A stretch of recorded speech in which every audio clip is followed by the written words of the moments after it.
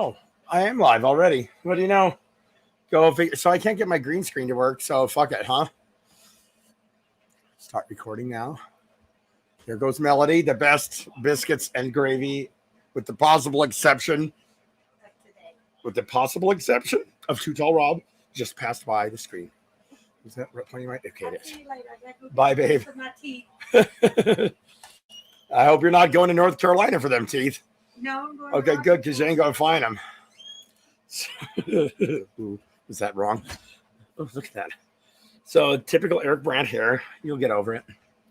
What do we got going on here? Hey, guys.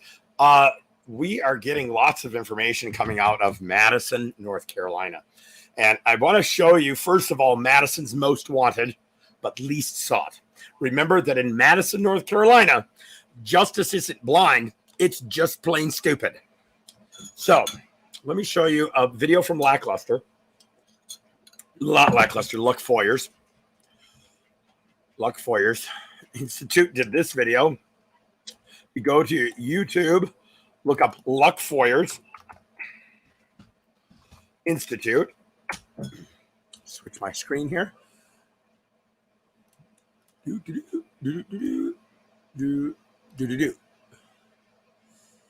Oh, what a cute little logo I have still on the screen. There we go. Luck Foyers Institute. Let's take a look at Madison's most wanted and least sought. Hello, I'm Jay Vincent, Sound going across? and this is Luck Foyers Institute.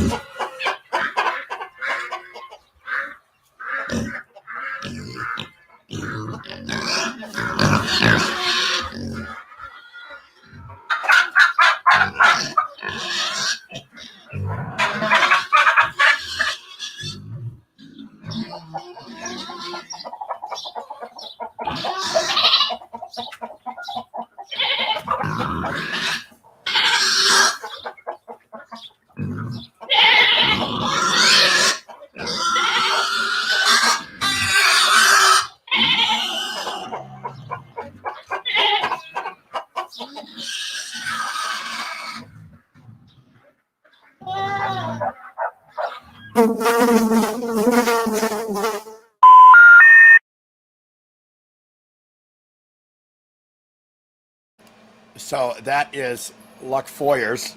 I hope the sound went across. Did the sound come across? Okay, it did. Please like and subscribe to Luck Foyers Institute. Here's the link to the video we just watched. Please do like and subscribe to him. So Quiver-Lip is Madison's most wanted, but least sought. One of the things I wanted to do here today, and my friend Noli D, he's going to help us out a little bit. Noli, there is the link to the StreamYard. If I can figure this out now, most of you guys have figured out how to do StreamYard, and I have not. So this might be a learning curve as usual. As usual with Eric Brandt, everything appears to be a learning curve, mostly because I'm stupid. So we have this little article here that I'd like to point out. I'm going to throw the link in. Now, we're going to do a couple things. We're going to read some articles. We're also going to learn about the Wayback Machine today. And the reason why we need to learn about the Wayback Machine is because this newspaper has already taken down some of their articles about blind justice. And that's where Noli D is going to come in and help me out a little bit, I hope. Oh, I've got something popping up there. Oh, who is that? Oh my God, it's Noli D. Hi, babe. What am I doing here? Oh, this is what I'm doing here. Oh, that's upside down. Oh, yeah. Hi. How are you? It's great to see you. You are always fabulous. So Noli D and I have been reading some articles about Madison, North Carolina, haven't we, babe? Oh yes. Now, And they're journalists. They're not. They forgot to take an ethics class, I think. well, even that notwithstanding, I think the article that we're about to read, and I am going to read this article, and you found several others as well, right? We're going to tag team this one today. Sounds good. I've also, I want to read this article, Noli, and then maybe read the email that I sent back to some of his family members. You and I talked about that earlier today. I've been contacted by some of Andy Flincham's family members, and I sent back what did you say? How did you characterize my response? Oh, it was perfect. It was so beyond perfect. I loved it. Couldn't have asked for anything better. I believe you characterized it as a very polite asshole. Oh, yes. Very polite asshole. Very polite asshole. Let me read this article, and thank you so much for joining us. If I don't fuck this up, then it'll be a miracle. Let's see here. Oh, and we also, I'm adding Blind Justice to the stream. Look at that. It's Mr. and Mrs. Blind Justice. Oh, hi, my guys. God. Hi. Hi. Would you please tell us what your shirt says there, Blind Justice? Oh, gosh. I don't know. What's this one say? This one is Ask Me About My T-Rex. Okay, so Mrs. Justice, true or false? You sometimes dress your husband in ridiculous clothing because he just would never know. No. I have thought about it. I have considered it. But I have not So you've wanted to at least, huh? Green clad with Oh orange. my God. That would have been great. So here is, and how's my audio, guys? I just finished a round of antibiotics, and the bacteria are coming back with a vengeance. So I know I'm a little hoarse this morning. Is my audio okay? I think You so. sound great. Yeah. Awesome. So here's this article. Yeah. Let me blow this up. I can't say things like blow up and bomb. These people get all fucking berserk. But we have here a picture that is titled "Local Citizens, Some Bearing Arms, Protested Against a Local YouTube Activist Tuesday at Madison's Municipal Building." Mike Nelson, known as Blind Justice, that's you. Not you, but you.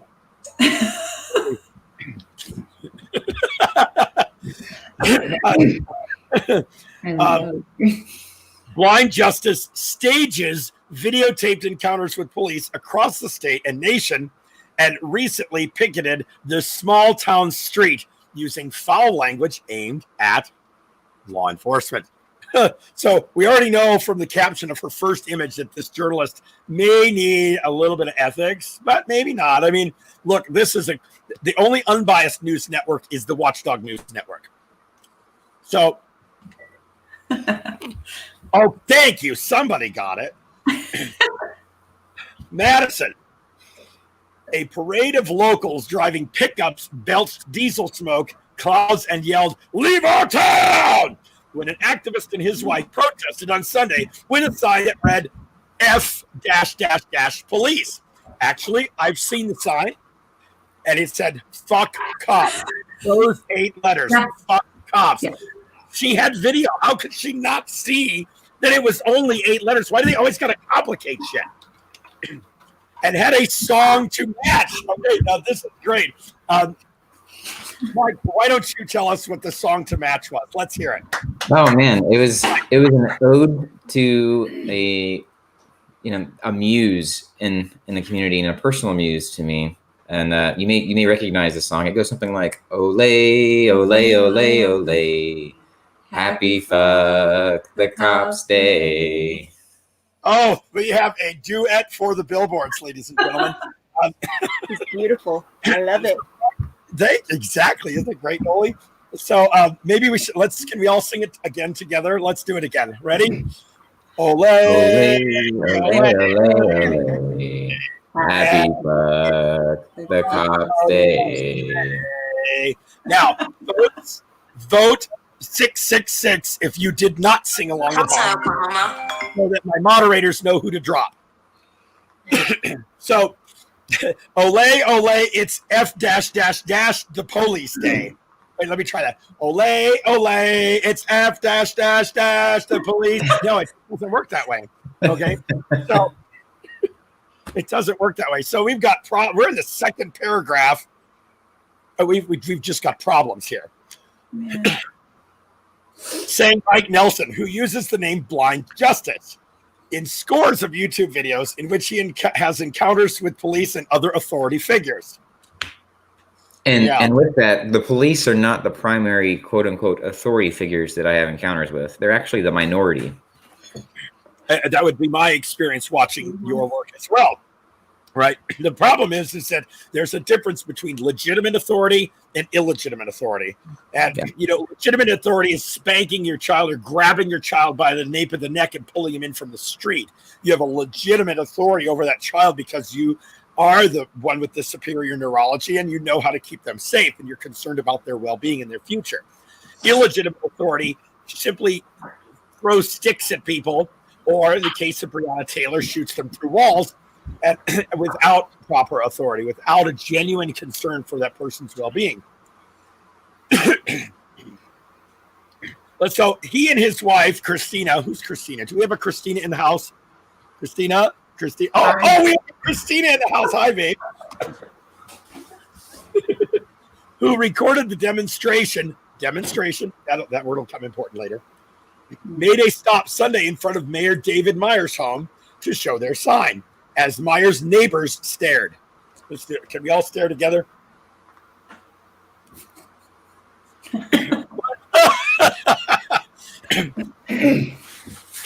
So one man who saw the Nelson signs from his truck jumped out in a church clothes, demanded the couple leave the community, and offered to buy Nelson a plane ticket to another country.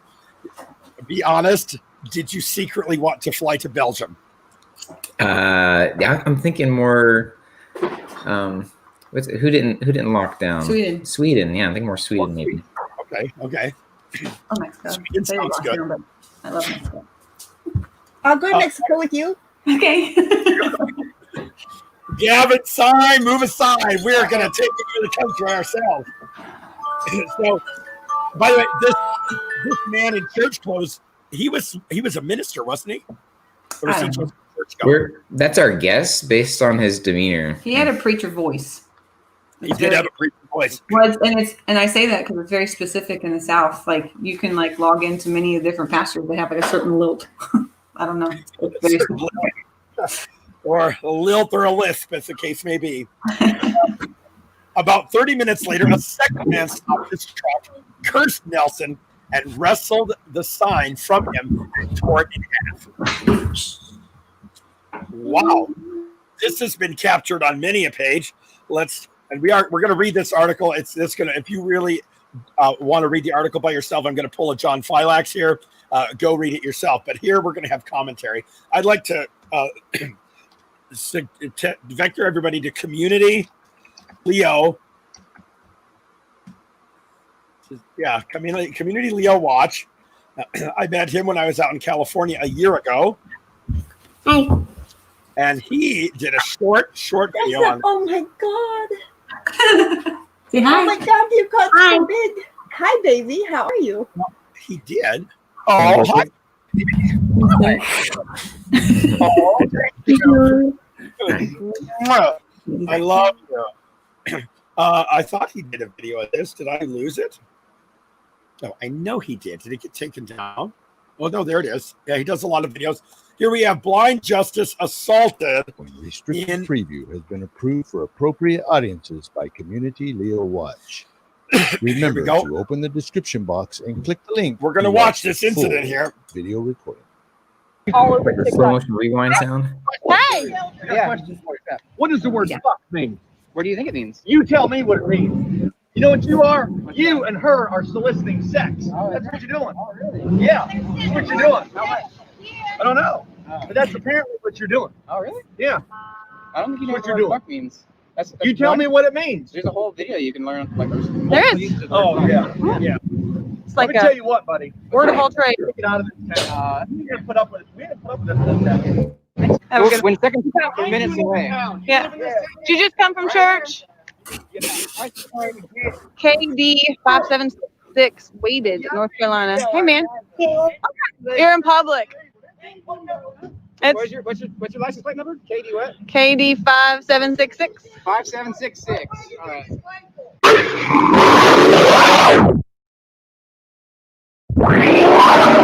Hey, stop!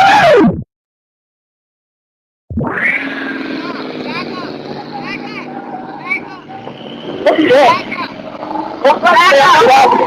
you doing that? Fuck you guys.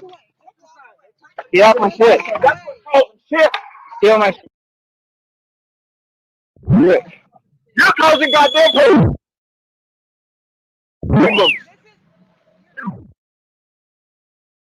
No matter, I'm touching this fucking time. You're Man. You're stealing my shit. Stop stealing my shit. What are you doing?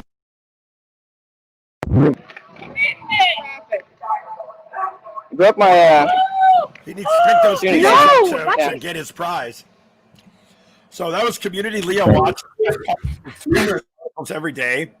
Wow, was that a great video he did there? Mrs.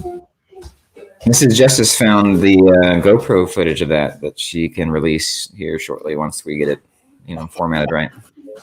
Oh, I cannot wait. I can't wait. You have all kinds of materials that we're all waiting bated breath for you to release, including certain phone calls from law enforcement. Yes. Yeah. The following restricted preview. Wrong one. Sorry. Okay. So here we are. Right here. 30 minutes later, a second man stopped his truck, cursed Nelson, wrestled the sign from him, and tore it in half. We'd like to know who he is, right? Have we found out who he is yet? Which one?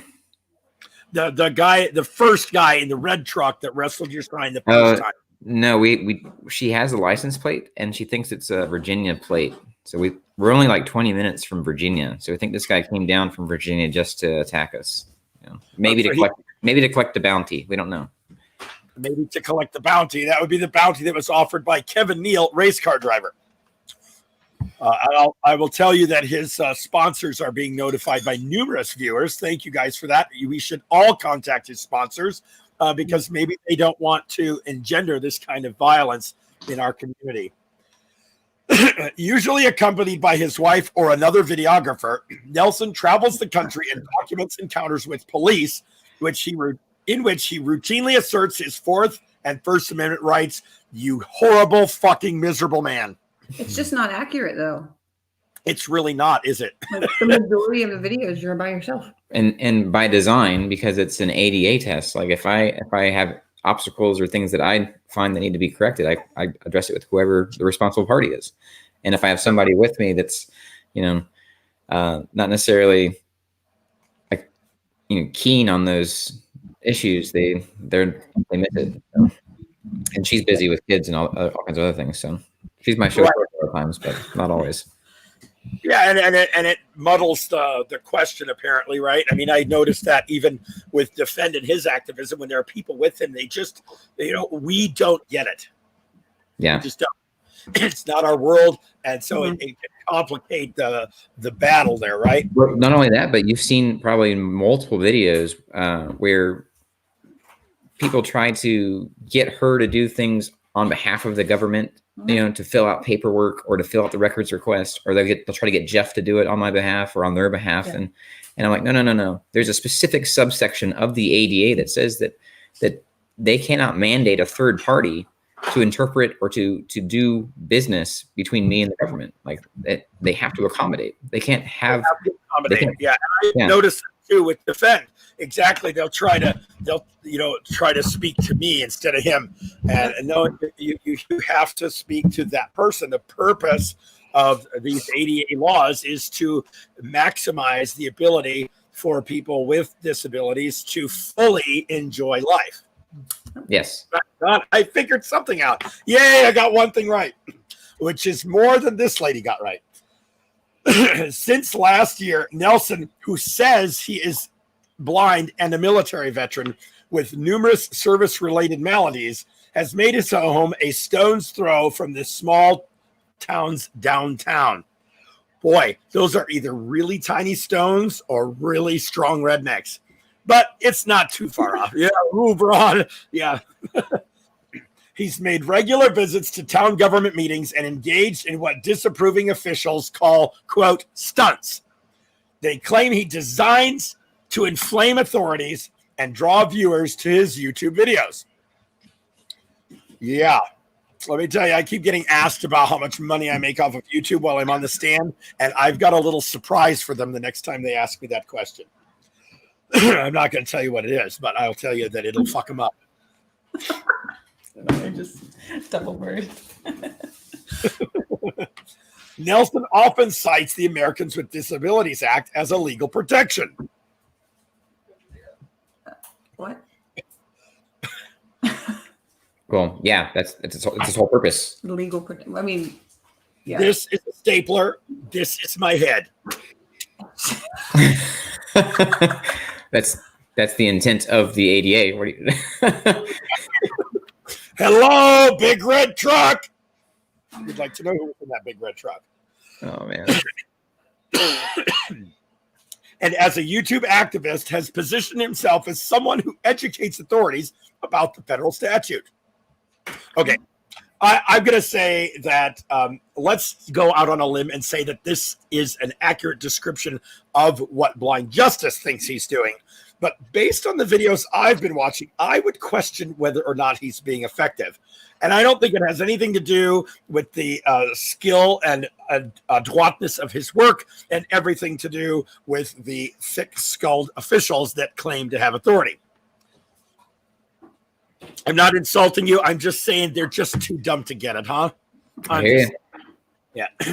He has also ventured north to Virginia towns to engage police and other officials, and visited public utilities and city halls from here to Aberdeen, Washington. Okay, I'll give her the statement. The Nelsons did not respond to a request for comment. Do you have a response to that request for comment? Yeah, she has not reached out to me for comment.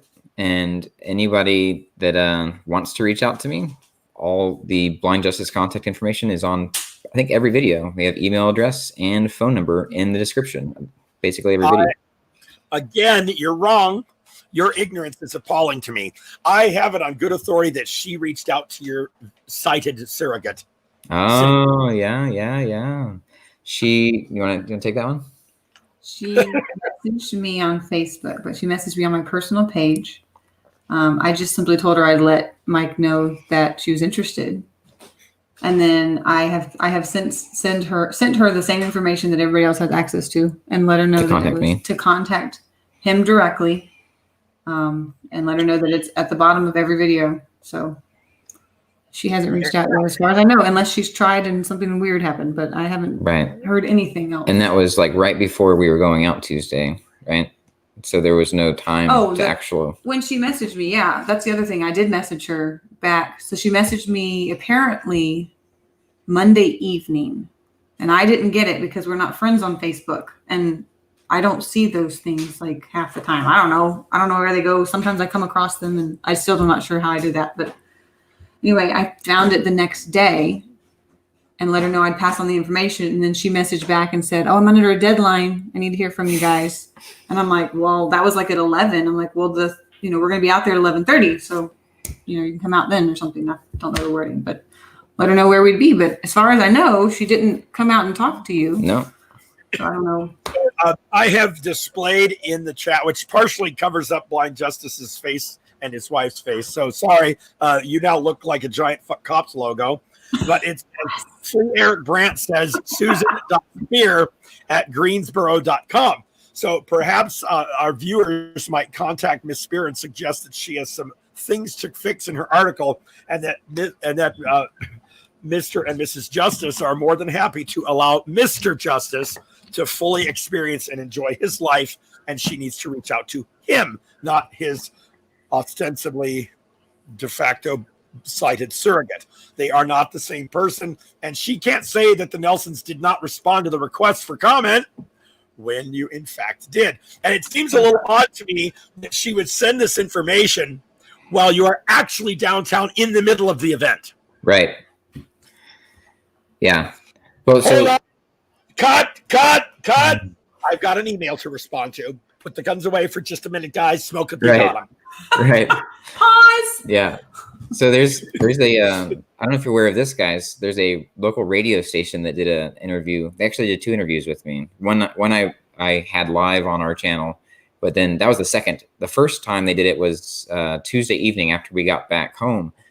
I guess they had called and left messages for me, so I was responding to messages when we got back, and I called them back, and they did a live radio interview, and it's the Star News? Yeah. Star News Radio out of Virginia. And that first one, I think she said they may have taken it down because she couldn't find it anymore. Yeah. But it had the same kind of bent. It had the same kind of bias, like that they were going off of troll information rather than doing any kind of journalistic investigation themselves. And then the one outside of the police department yesterday, I think he did a fair job yesterday. So I have it. I found it. Star News Virginia. Yeah. I have it. I'll send it. Do you want to text it? Every time I text it, it doesn't work. The only way I can share it is if I share it through Facebook. I'm friends with Noli on Facebook, but Eric and I aren't actually friends yet. Yeah, send it to Noli. Yeah, nobody on Facebook is a friend of mine. I can tell you that right now. Yeah. I sent it over to Noli. You sent it to Noli. Noli, do you know how to share your screen? You want to throw that up for us? I need you guys to but give me a tutorial. not to derail what you're going with the article. I was just saying that there was to point out that if this lady who wrote the article really wanted to get in contact with me, she could have, just like the guys from the radio station did twice, like within a couple of years. Yeah, no, I saw it. So the video clips that he used, I had people call me, oh my God, they're using your footage from your channel. So first of all, it was just because it was published on my channel. It doesn't mean that I was doing it. All the credit for that broadcast goes to Friends in Code and Otto the Watchdog. And so then they're like, they're stealing his footage and blah, blah, blah, blah, blah. Oh, Noli D has this up. Let's throw this up there.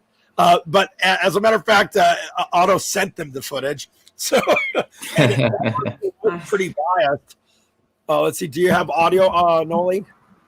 Yeah, I do. I just was waiting for you to tell me you were ready for me to hit play. Okay, yeah. So I want to tell you that I was really impressed, actually, with the guy that he bothered to come out and interview you in person after that. So where my thoughts on his credibility had tanked when I saw this video, they came back up when he went all the way to North Carolina. Now remember, Virginia and North Carolina are very far apart. The distance separating them at the state line is precisely 0 angstroms. So it's true.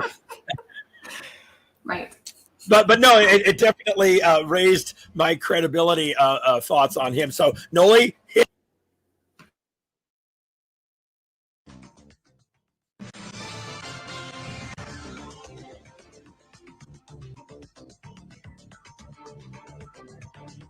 Back to breaking news here at Star News. Charles Rourke here at Star News, and we've been talking about blind justice going on in Rockingham County. We'll lower that lower third. We believe we've got, he won't give us his name. Is this blind justice? Yes, it is. Why won't you give us your name? You guys don't need it. More people know me by blind justice than they do by any kind of legal name. So, but I'm just curious. It would seem like to me if you were legitimate, you would give us your name. Okay, you can have that opinion if you want. All right, what are you doing in Madison? Because we've been watching this video. It's bizarre looking. It looks like the folks there in Madison don't want you there, and you refuse to leave. Have I got the story right or not? I have no idea what other people want, but I'll tell you what I'm doing there. Okay, tell me. So this week is declared by the town aldermen as Constitution Week, September 17th through the 23rd. Okay. And in that, the mayor has part of the proclamation. He's encouraging people to go out and exercise rights that are enumerated in the Constitution, and even has a part where he says that rights that are lost cannot be regained. So that's where we started with Sunday. We went for a little walk with the sign, just one sign. and we had an angry mob come out and get physical and attack, batter, steal my property, and then stalk and harass us throughout town. And so people saw that on the internet, and it kind of went crazy all over the world, and a whole bunch of other people wanted to come out and continue to express constitutional rights today. So that's what we did today. Are you a Trump supporter? No. You're not. I mean, I did see some Trump signs there. Are the Trump supporters against you? No, I think there's some people that were out with us that support Trump, and there are some people that said that they were against us that support Trump. So right now, I'm learning about this story. I've been covering it for 2 hours, so there is some things I don't understand about this. The supporters that we're seeing in the tape, is it more pro people for you there, or more people against you? Oh, definitely more people. So that's the thing. I don't know. There was very little room for dialogue because a lot of people yelling and things like that. And whenever we had dialogue, there's a lot of common ground. So it was really hard to find out if they were actually supportive of what the message was. And was your group supporting using the word "F the police"? Yeah. That was one of the signs had that, and there's some others that. Do you support that kind of communication? Yeah, it's freedom of speech. All right, but I think do you understand how that comes across to the normal public? That looks like yes, it's freedom of speech. However, it seemed very vile. It's looked upon. That's the point. That's the point of freedom of speech. Like if the First Amendment is supposed to be there to help protect unpopular speech, not popular speech. If it's popular speech, it doesn't need protected. All right, but can you see why people are not friendly with you in Madison? Do you understand that? Are you trying to stir them up? Because it just shows that people have lack of understanding of what the Constitution says and what the amendments say. Right. I mean, we had people on our call-in show today say that you go all over the country and do this. You try to stir up things, stir up business. Have you attacked the businesses there with saying they're not following all the laws? Is that something you've done? No. Okay. So that's okay. So, but the tale is y'all stir up things and then get lawsuits going. Is that accurate or not? That is inaccurate. We have not done any of that with private businesses, and we have not sued anybody. There's right. No active lawsuit. Well, where is what is Madison doing wrong? Why are you there? What's this? What is it the police? Who's doing something wrong in Madison that would cause you to be concerned? Yeah, so on February 21st, my wife and I were attacked by a Madison police officer by the name of Keith Denfield, and his backup was Matthew Michael. And they had backup from a neighboring town from Maiden, had two officers. So I was just out with her as a Friday What day was that? 9:30 p.m. What date was that? You know what day that was? Friday, February 21st. Friday, February 21st. Right. Now, do you live in Madison now? I live wherever I am. So I kind of go about pretty nomadic. I have friends all over the world. So. Somebody said you had a $100,000 house in Madison that you bought. What's that? They said you purchased a $100,000 house. Is that accurate or not? It may or may not be accurate. Okay. All right. What's your end game here? What are you trying to do to the folks about? Is this something you're going to do every day? What's the end game? Well, so in that instance, I was trying to tell you on February 21st that the cops had no probable cause. They had no reasonable articulable suspicion. It was just man and wife sitting together enjoying a Friday night. And the cops demanded ID and threatened to smash out my wife's window about 25 times before eventually she rolled the window down, and they pulled us out by force and put us in handcuffs. There was no crime being committed. They couldn't articulate a crime that they suspected us of. So ever since this day, you've been hanging out in Madison? Is that the way it works? No, I go all over the country. All right. Yeah. All right. But is Madison your hometown now? We've been trying to get Madison Police Department to fix, this issue and to correct this. That officer is still working for the police department. Right. So this is the problem with America, is that when police break the law and they trample on the Constitution, who holds them accountable? Usually they say they investigate themselves, and most of the time they say there was no wrongdoing. And we try to hold the cops accountable when they break the law. All right. And when we make efforts to have them come into compliance and have the police chief do it or have the mayor do it, and they continue to cover for them. We have the sheriff's department do it, and they cover for them. The DA's office covers for them. The local judges cover for them. Then we take to the streets and protest. When is your next protest? Probably coming up soon. Today or tomorrow? Maybe both. Okay.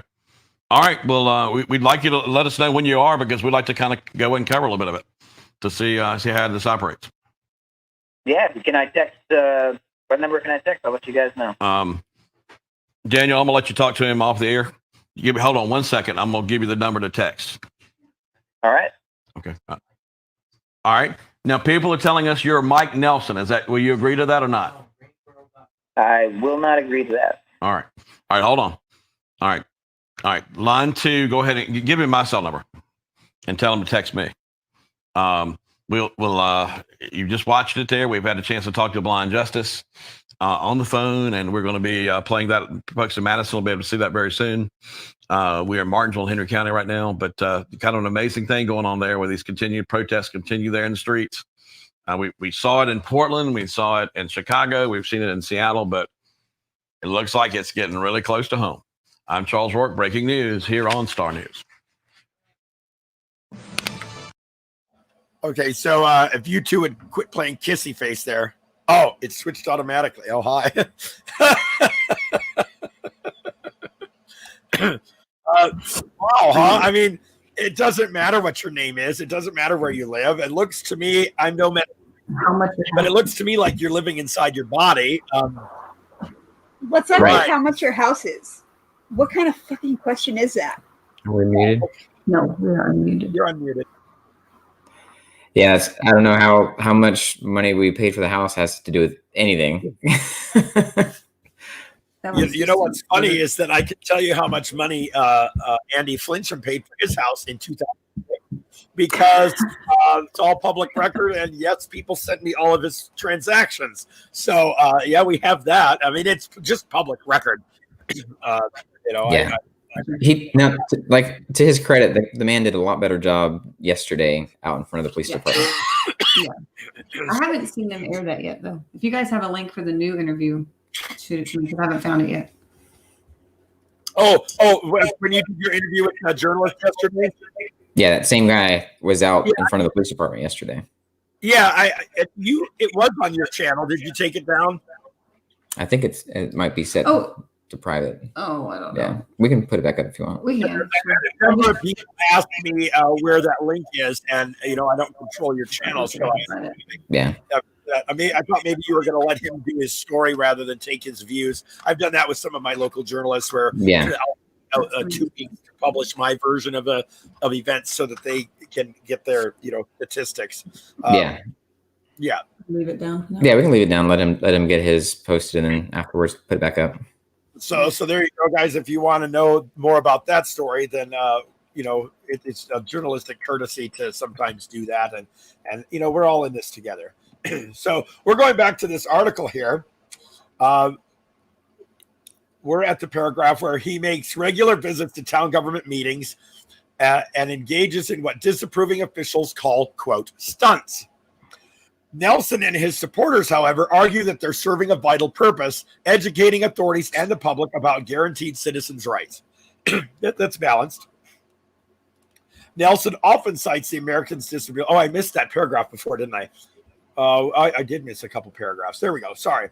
Sunday's protest by the Nelsons inflamed indeed, bringing about 20 trucks full of irate counter-protesters to town.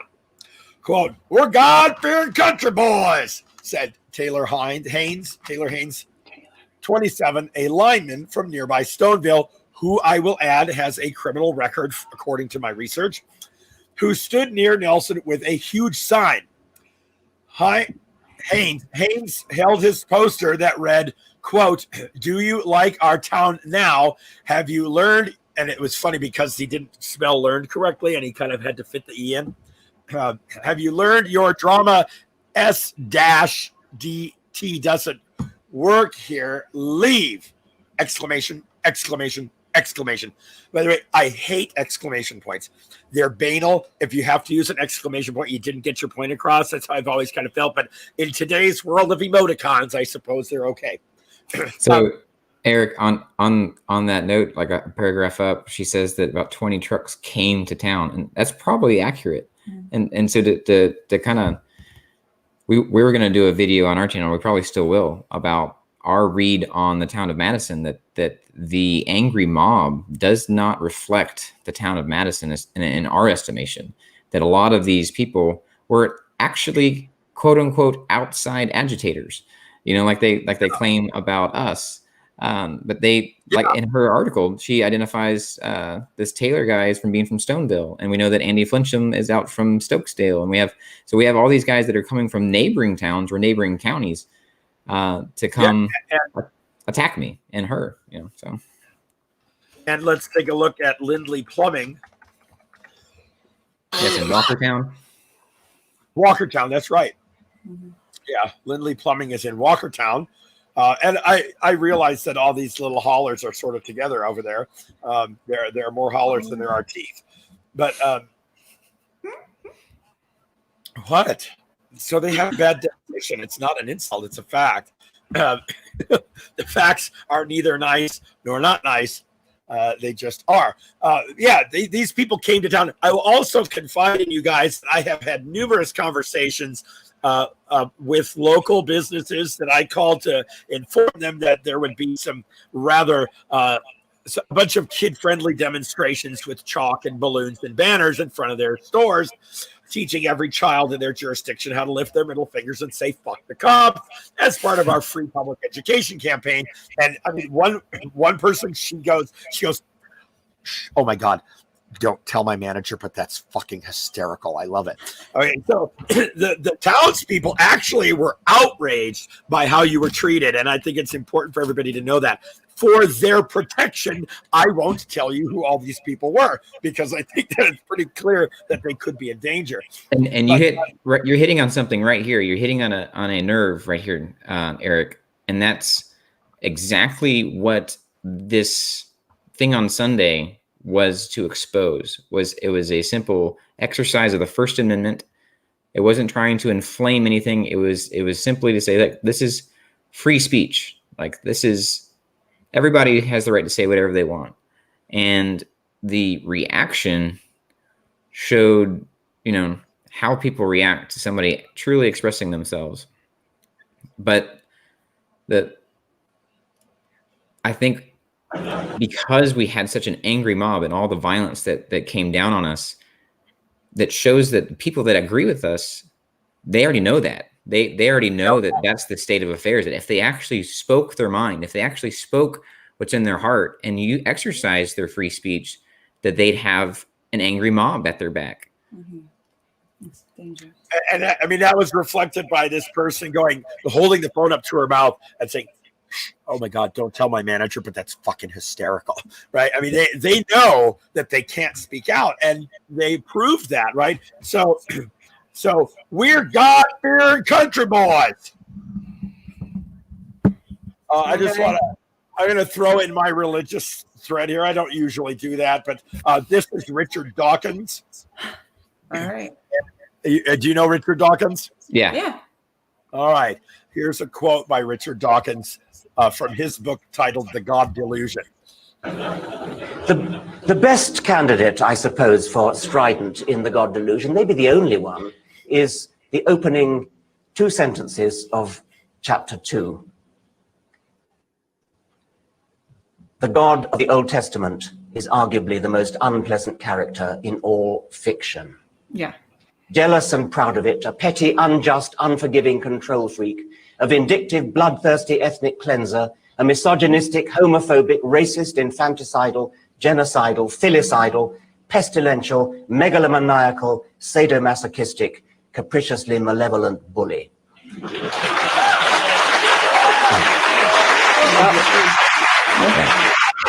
So it's a wonder people that espouse to worship that kind of character, or it's no wonder rather that they espouse to worship that kind of character are violent individuals. And they demonstrated this, right? Haynes held his poster that read, quote, "Do you like our town?" Actually, this quote is not correct, is it? Does anybody remember what the sign actually said? I think it might be on our stream somewhere, but I don't know what it said exactly. If I'm not mistaken, I believe the sign started out with "fuck blind justice." I don't think that one did. That one didn't. Okay, that was a different There was one. another really large sign, another giant cardboard sign that they pulled out when I was out there on Sunday. That was "fuck blind justice," something, something, something. That's what they brought up when Preacher Man was yelling at us about the F word on our sign, but he didn't say anything to the kid that came over with F word on his sign. Yeah. So I had, when I was in the Denver jail about 3 years ago, I had filed some grievances and they rejected them because I had obscenities, right? And it violated the rules. So they just rejected the complaint outright because it had an obscene word in it because I called them fuckleberries. So we went back and forth on this for a long time. And I said, I'm going to need to have a list of so-called prohibited words so that I can know in advance which language specifically will result in grievance fatality. Right. For example, you don't seem to have a problem with the word dingleberry. So is it the word dingle? Is it the word berry? Is it the word fuckle? Or is it the specific combination of fuckle plus berry, which trips your trigger? So they rejected it for obscenity. So he says, I saw the Nelsons, were basically holding a sign that said F the cops in this little town. Yeah. I don't personally know every cop here, but I know they are small hometown cops. Okay. He doesn't know these cops personally because he doesn't live here. Right? He lives in Stoneville. But I know there are small hometown cops, and they have our back. Yes, with a full metal jacket. Make no mistake, they will shoot you in the back, and be proud of it. Haynes said by phone Sunday night as he organized with other locals to mount a second protest against Nelson on Tuesday. Organized. Put those words in your head. Organized crime. Mm-hmm. Organized crime. Organized crime. Okay. So we know that Taylor Haynes, 27, a lineman from Stoneville, is one of the organizers. How you like me now, motherfuckers? Mm-hmm. The police department has sought to build bridges with minority residents over the past couple of years by enlisting a popular black pastor and alderman, Reverend William Phillips, as the department's token nigger. Right. I was just thinking. Right? Right? I'm sorry, but this is a racist statement and it deserves racist shock and awe. Yeah. We cannot divorce ourselves from racial inequality until we have these serious discussions using the actual phrases. And for the record, I am not a racist in any way, and I only use that word when I think it's appropriate to engender the proper dialogue that it needs. So by making this statement, they stated that they enlisted the token. He's the token. It's a statement that there's a difference between humans based on the color of their skin. Absolutely. It is a ridiculous statement. So those of you who are offended by my statement, I'm glad you were offended by my statement. Mm-hmm. The purpose of the statement was to offend you because this statement is even more offensive than my characterization of it. Yeah. This statement, it has permeated our culture. My word has not permeated the culture. This statement right there is an expression of what is wrong with America today. Yep. I'll like tank on my ratings for after that, but I'll get over it. Newly tapped. Oh, I'd like to tap that. Newly tapped Jason. Whoa, Eric. Hold on. He's getting tape out. You can't do it. Can't continue the show with tape on your mouth. Ah, it's just so frustrating. Newly tapped Chief Jason White says his 18-member department has worked to develop ties with TOW residents, spelled T-O-W, not T-O-E. Now, I like to use the visual thesaurus.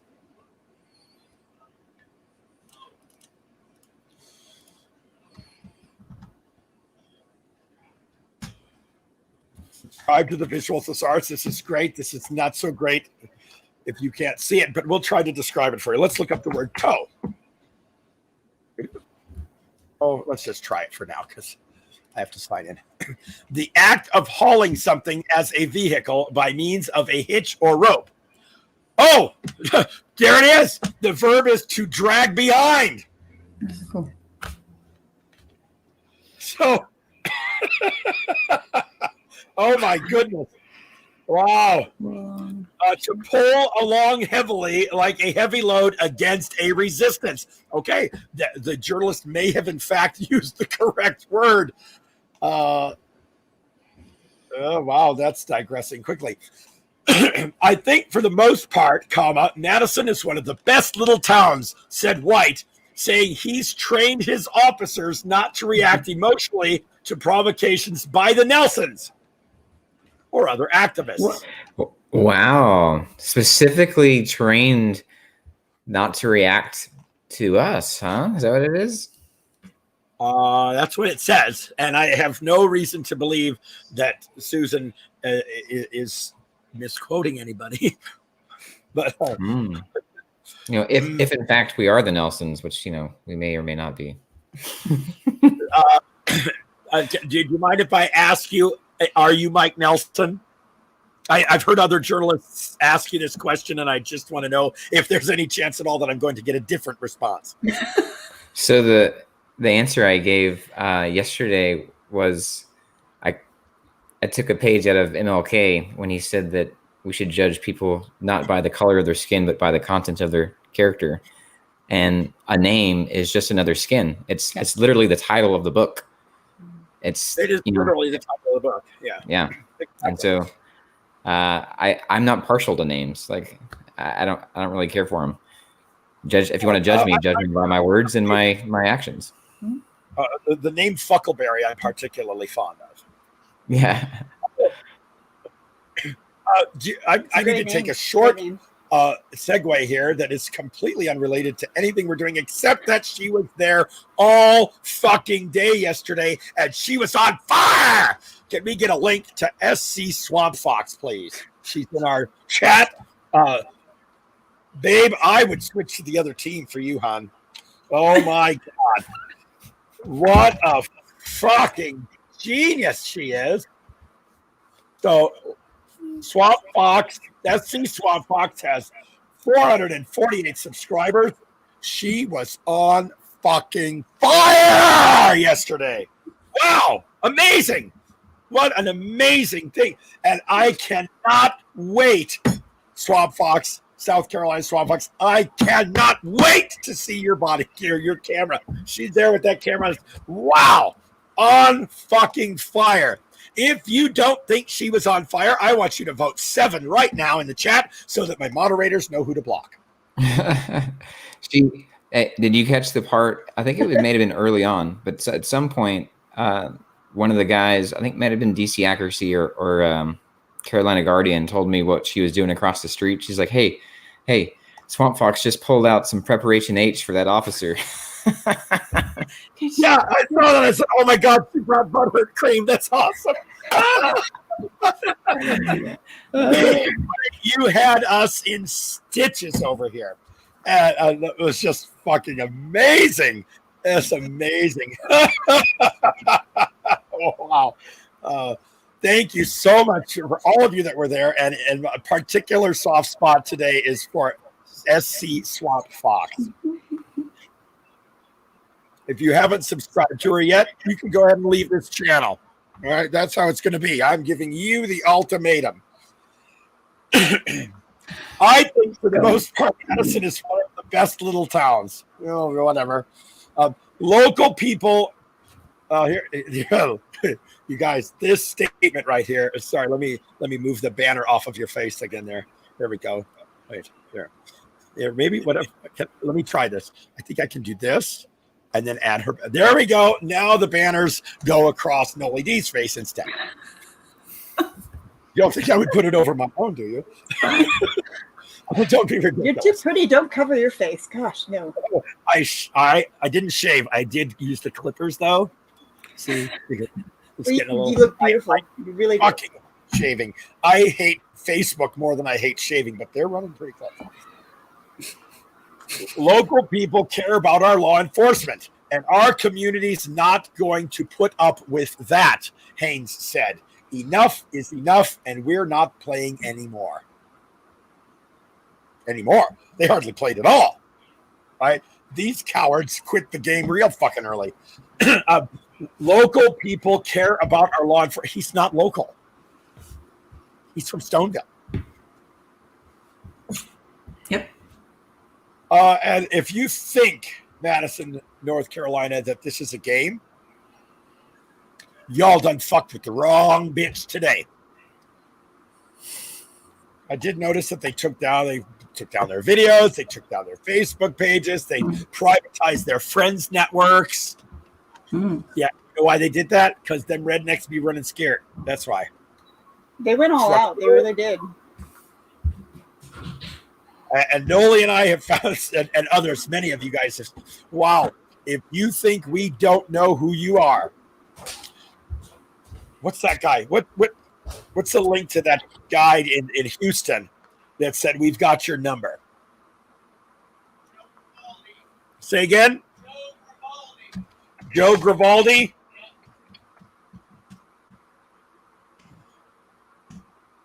Yeah, I think it's. Oh, yeah, here we go.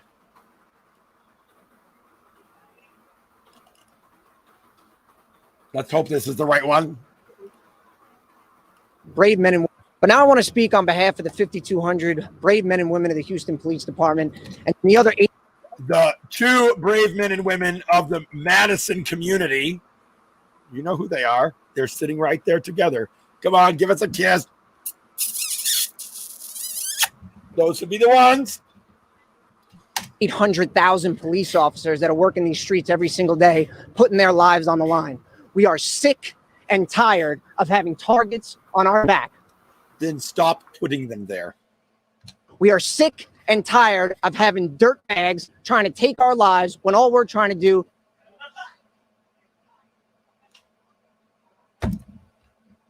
I just can't even respond to that. Is protect this community and protect our families. Enough is enough. And if you're the ones that are out there spreading the rhetoric that police officers are the enemy, well, just know we've all got your number now. We're going to be keeping track of all of y'all, and we're going to make sure that we hold you accountable every time you stir the pot on our police officers. We've had enough, folks. We're out there doing our jobs every day, putting our lives on the line for our families. Enough is enough. Families. Right. It's the line. Yeah, putting their lives on line for their families. For their family, not your family. Right. Oh, no. I didn't see anything on there that involved your family. Yeah. Right. So let me go ahead and remind everybody what we're here for. Because one of the things that we need to do is we need to identify Quiver-Lip. Yeah. Hello, I'm Jay Vincent, and this is Luck Fawyers Institute.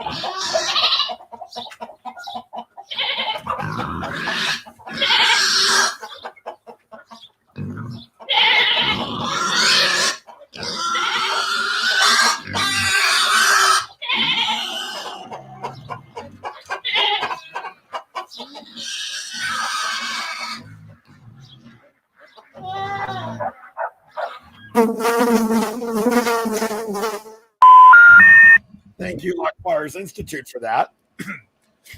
We'll work for Possum. That's great. You what? I didn't know what they said the first time around, but she read them to me this time, and I love the "We'll work for Possum." We'll work for So enough is enough. Our community's not going to put up with that. By that, we mean free speech, right? That's what they mean. Because this was, hard to find. Yeah, bigger bootlickers, right? They're running skirt. That's right. I know that was totally awesome. Please subscribe to Luck Flyers Institute. The Luck Flyers, put your link in the description for us, in the chat for us, please. I'd appreciate that. Tuesday saw more unrest. Okay, this is unrest. I mean, this is over words, people. Words printed on a sign. By midday Tuesday, Haynes and dozens of other police supporters roared into Madison with engine headers huffing. Here's the statement of the century here today, guys. Their goal, to squelch Nelson's message. A message which echoes the call of recent protests nationwide against police brutality. Oh, you mean his message of great public concern on a public passageway, public right-of-way, Madison, North Carolina, where these douchebags refuse to do an investigation into crimes because the blind man can't positively identify his assailants, and they're not allowed to use YouTube videos? Guess what, Madison? Fuck your police. Fuck your police. No justice, no peace. Fuck the police. You guys should go on the road with that. We tried. We tried. We had our own, smoke and fireworks display. Pyrotechnics. Yeah. Even like a mosh pit at one point. So I want, if anybody is in any way, people like Twisted Silver Tongue have published videos depicting Eric Brandt as having the biggest balls of them all. And I want to let you guys know that I must renounce that title. Your balls are made of pure unobtainium, and you have nerves of steel. And I would not do what you have done over there. I wouldn't do it. I would be running scared myself. You guys are fucking amazing. Fucking amazing. Oh, I don't have you guys. There you guys are. How cute is that? Most drivers sported Trump flags alongside thin blue line flags to show solidarity with the police. I got a Trump flag. Want to see my Trump flag? I'm a little trepidatious about displaying it because I'm in fear of retaliation. I think I have it here. I did publish it on I did publish this picture on a certain person's Facebook post, Andy Flincham, but he took the whole fucking thing down.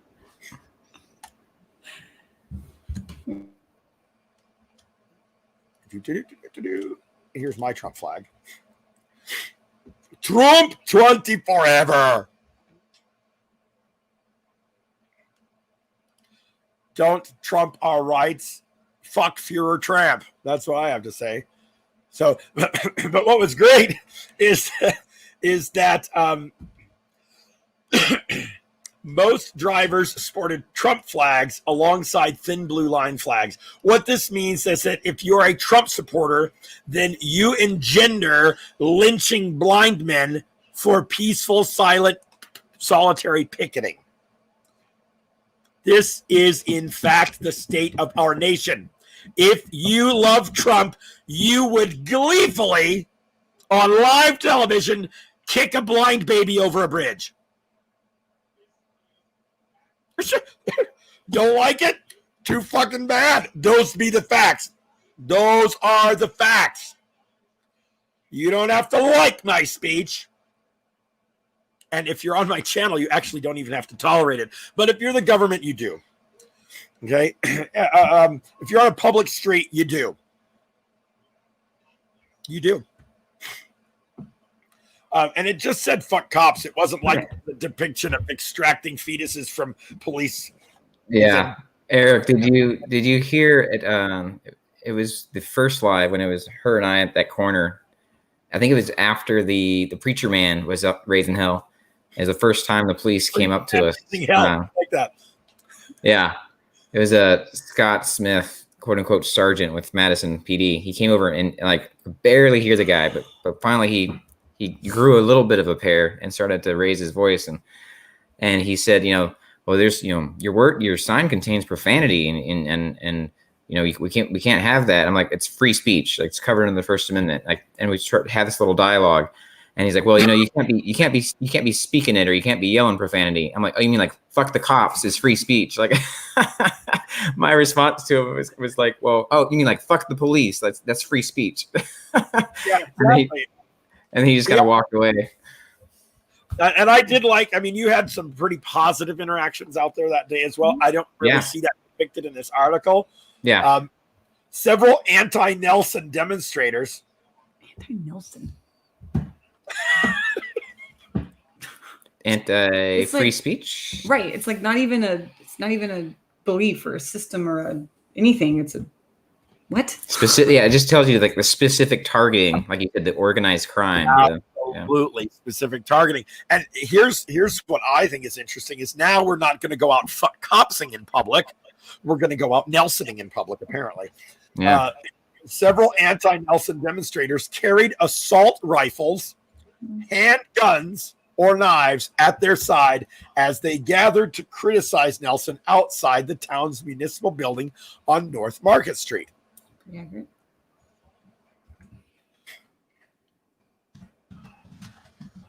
North Carolina displaying weapons at a demonstration statute.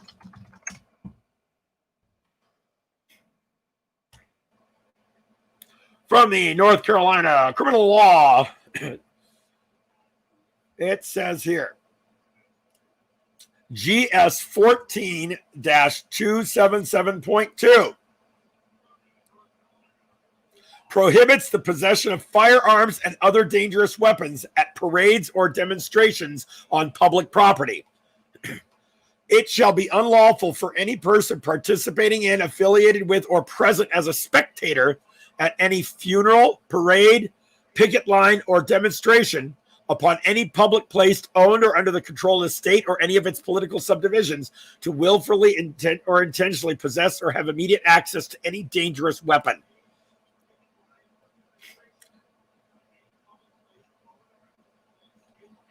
Wow.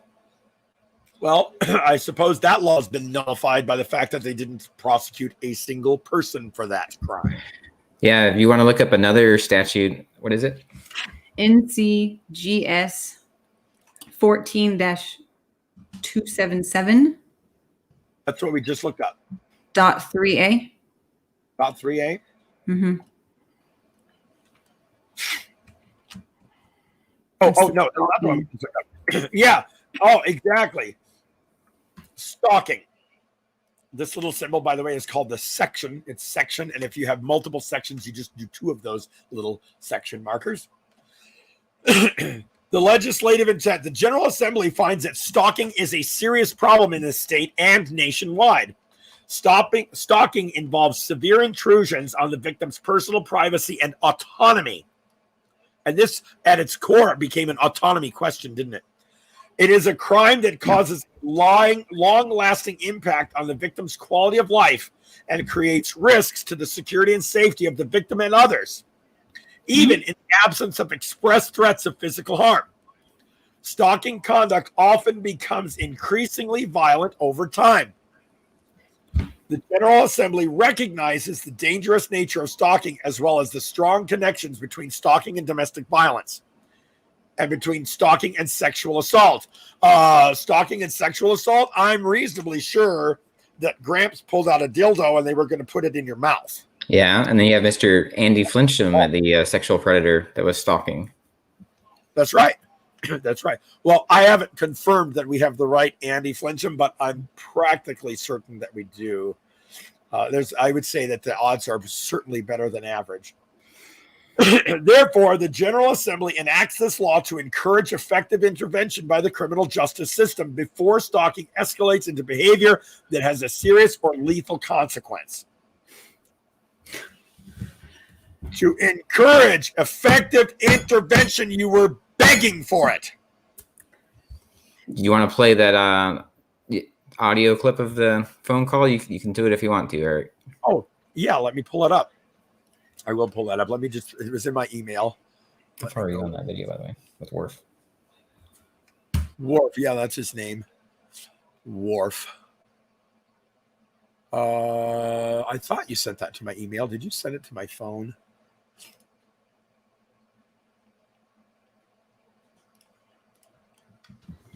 Oh, I found it. Hold on, I have this camera rig right in front of my eye here. I'll go ahead and play Worf. You can hear this. It's crazy. Yeah. Yeah, I was just curious about that process. I was trying to talk to the magistrate. Okay. Just to update on the 2 cases that you filed. Yeah. They are being closed at this time due to leads exhausted to identify the suspects. I was able to contain video of the incident that happened yesterday. We was unable to identify the subject. If you identify them and able to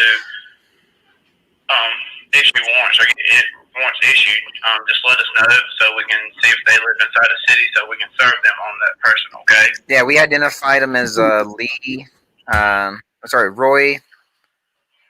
I think I gave the name to Strader last night. Roy something or other. Did you get that information? Okay, yes, sir. Since it was simple assault and just damage to property, which is just misdemeanors. No. It's actually a felony. Yes, it's misdemeanors. No. And it did not happen in the presence of an officer. It's a larceny. You'd be able to attain them once yourself if you're able to locate. Or felony. It's felony larceny when somebody steals something off somebody's person. That's felony larceny. Okay. In both incidents, you had the signs still in your hand. No, I only had. I had part. I had no. Property. No. So at this time, it's just damage to property. No, it's and not. Assault, which is simple misdemeanor issues. No, sir. Like I said, if you're able to locate them, subjects' names, you are able to take warrants out on them subjects. Okay. Well, it'd be a lot. It'd be a lot. If you let us know the subject, and if they're leaving town, we will go serve them warrants on them subjects. Okay. So it'd be a lot easier to identify the perpetrators of the crimes if you would have detained them and done an investigation, but you failed to do your duties. Even though the crimes happened in your vicinity and you had video evidence to verify, and you had Lieutenant Handy as a witness as to Mr. Roy, I think it's Reedley or whatever his name is, Junior, the name we gave you, like Mr. Handy is a witness to him following me around the corner. So you had all the ability in the world to do a proper investigation and to identify this man. You for the updates of the incident and where we are on the case. If you are able to obtain warrants on them subjects, just let us know, and we'll go see if we can serve them on if they live inside the city. Okay, what about the stalking and harassment that we reported on Sunday? The stalking and harassment? Yeah. That wasn't an issue at the time. I'm calling you on the issues that you served with me. The two incidents that you reported me, I'm calling you in reference to that. Okay. I reported that to you and Scott Smith in front of the police department. The stalking and harassment. Riding down the road is not harassment. I explained that to you that day. No, I think you need to look up the state statute. I tell people they cannot ride down the road, Mr. Nelson. That's not what we're alleging. We're alleging that the people that were chasing us, their specific intent, and there's evidence of their intent and them recording it, and we have that evidence. Their intent was to chase us around town and to stalk and harass us. That is their intent. It's their own words. It's misdemeanor. And if you have their names and stuff that you can press charges on there, you can happily go down to the magistrate office and take warrants out. Okay. So you did not do a report on that even though we reported it to you? Sir, they were not harassing you. That was in my presence, and they was not harassing you. They was going down the road like me and you. What was their purpose? What was their purpose for? I'm just giving you What was? Now, if I can help you with anything else, just let us know. Yes, okay? right. You can help me right now. I'm trying to figure out what was the purpose. Explain that right now, Mr. Nelson. That's all I got to say for you right now. You have a good day. No, you just said if you can help me. I'm trying to get you to help me right now. I'm telling you, the harassment thing is not nothing I can handle right now, because that wasn't harassment. Okay, what was their purpose for being on the road and following us around town? I can't hear you, Mr. Nelson. What was their purpose for following us around town? What was their purpose for sitting across the street of the police department when we were trying to file a report? What was their purpose? I assisted you into your house. No, you have not. I advised you what I was going to do. You're refusing to assist. This is okay? more dereliction of duty, Worf. This is more of why people are here. This is why the cities and the country is on fire, is because of you, Worf. It's for people like you and what you're doing. I'm trying to assist you the best way I No, can. you're not. No, you're not. If you need anything else, You are just let us know. you are a liar. You are a liar and a criminal. And you will lose your qualified immunity, and you will lose your job. Okay, Mr. No, Nelson? you have not been helpful. Well, I assist you and investigated the best of my abilities and got the footage and everything. Are you an investigator? I was able to make a suspect, identify a suspect, okay? Are you an investigator with the police department? You have a good day, Mr. Nelson. Are you an investigator? You still haven't answered that question. You have a good day, Mr. Nelson. Wow. Do you have any feedback on that? I mean, it says right here that their goal was to squelch Nelson's message. Their goal was to get him to leave. Have you learned your drama doesn't work here? Have you learned your lesson? Yeah. The anti-Nelson demonstration, right? Very clearly targeting, very clearly following us around, even after we no longer had possession of a sign. I had a stick. Mm-hmm. It was like an hour and a half. I had a stick. So, yeah, you want to say hi? Uh-huh. Can you say hi, Noli? Hi, friends. Hi, handsome. Mm-hmm. This one's Nora. She's so big now. Oh my God. That's Eric. Give me that baby back. Hi. How do I do that? Oh, say hi, Eric. I can't figure out how to put her up there. There. Hi, baby. Okay, go play. I'm reading for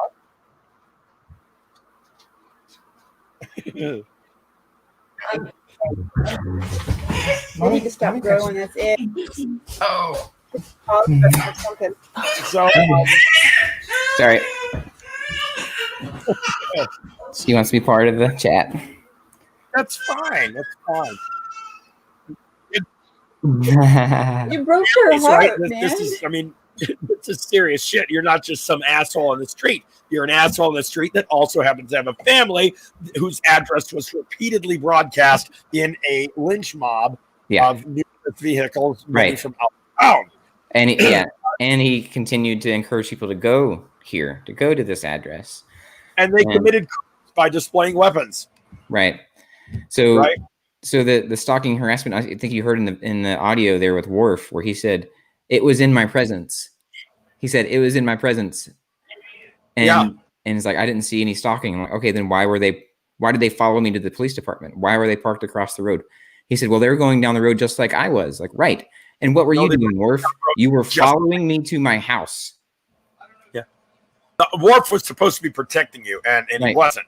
They were out to get you. They're describing your security features of your home. They know so much about you and your home that they know they can't go to your house and do something about it because they'll be caught on camera. When they go to steal that sign from you, Andy Flincher was like, you better put your masks on, boys. Put your masks on. Right? What does he mean by masks? Well, I'll show you what he means. I happen to have an authentic copy of one of their masks. And I know you don't believe me, but believe me, I'm going to show it to you right now. Well, why you find that? Just to reiterate, like Worf admitted, like they were going down the road like I was. That's what he said, like I was. Well, what were you doing, Worf? You were following me to my house. So if you're saying that they were doing what you were doing, then yes, you're admitting that they were harassing and stalking, that they were following me to my house. They had no legal purpose to follow me to my house. Legal Eye Freedom says it's a modern day lynch mob. And what I have displayed on the screen is a red KKK hat sewn into a red ball cap with, and it says, make America hate again. And it says Maka, M-A-K-K-K-A, Maka, not MAGA, but Maka. Yeah. Make America hate again. So here is official headgear of the North Carolina lynch mob. And that was, so when Andy's screaming, you need to get your masks on, boys, this is undoubtedly what he meant. Right. And it's like I mentioned to you, I don't know, a few nights ago, and I think you pulled it up, the link for the KKK Act from 1871, which as most people know it as 42 USC 1983. But originally, it started here with the KKK Act because the local law enforcement were not just Klans people, but the ones that weren't were looking the other way. They were giving them a pass. They were saying, I didn't hear anything. I didn't see anything. Just like you guys probably witnessed on multiple live feeds Tuesday from all the different people that were streaming. There, all these crimes and threats.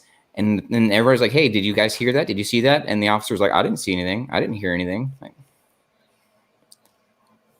And these officers move around as well, as Noli D points out. Ken Miller, who retired in 2014 as Greensboro's police chief, to take the same job in Greenville.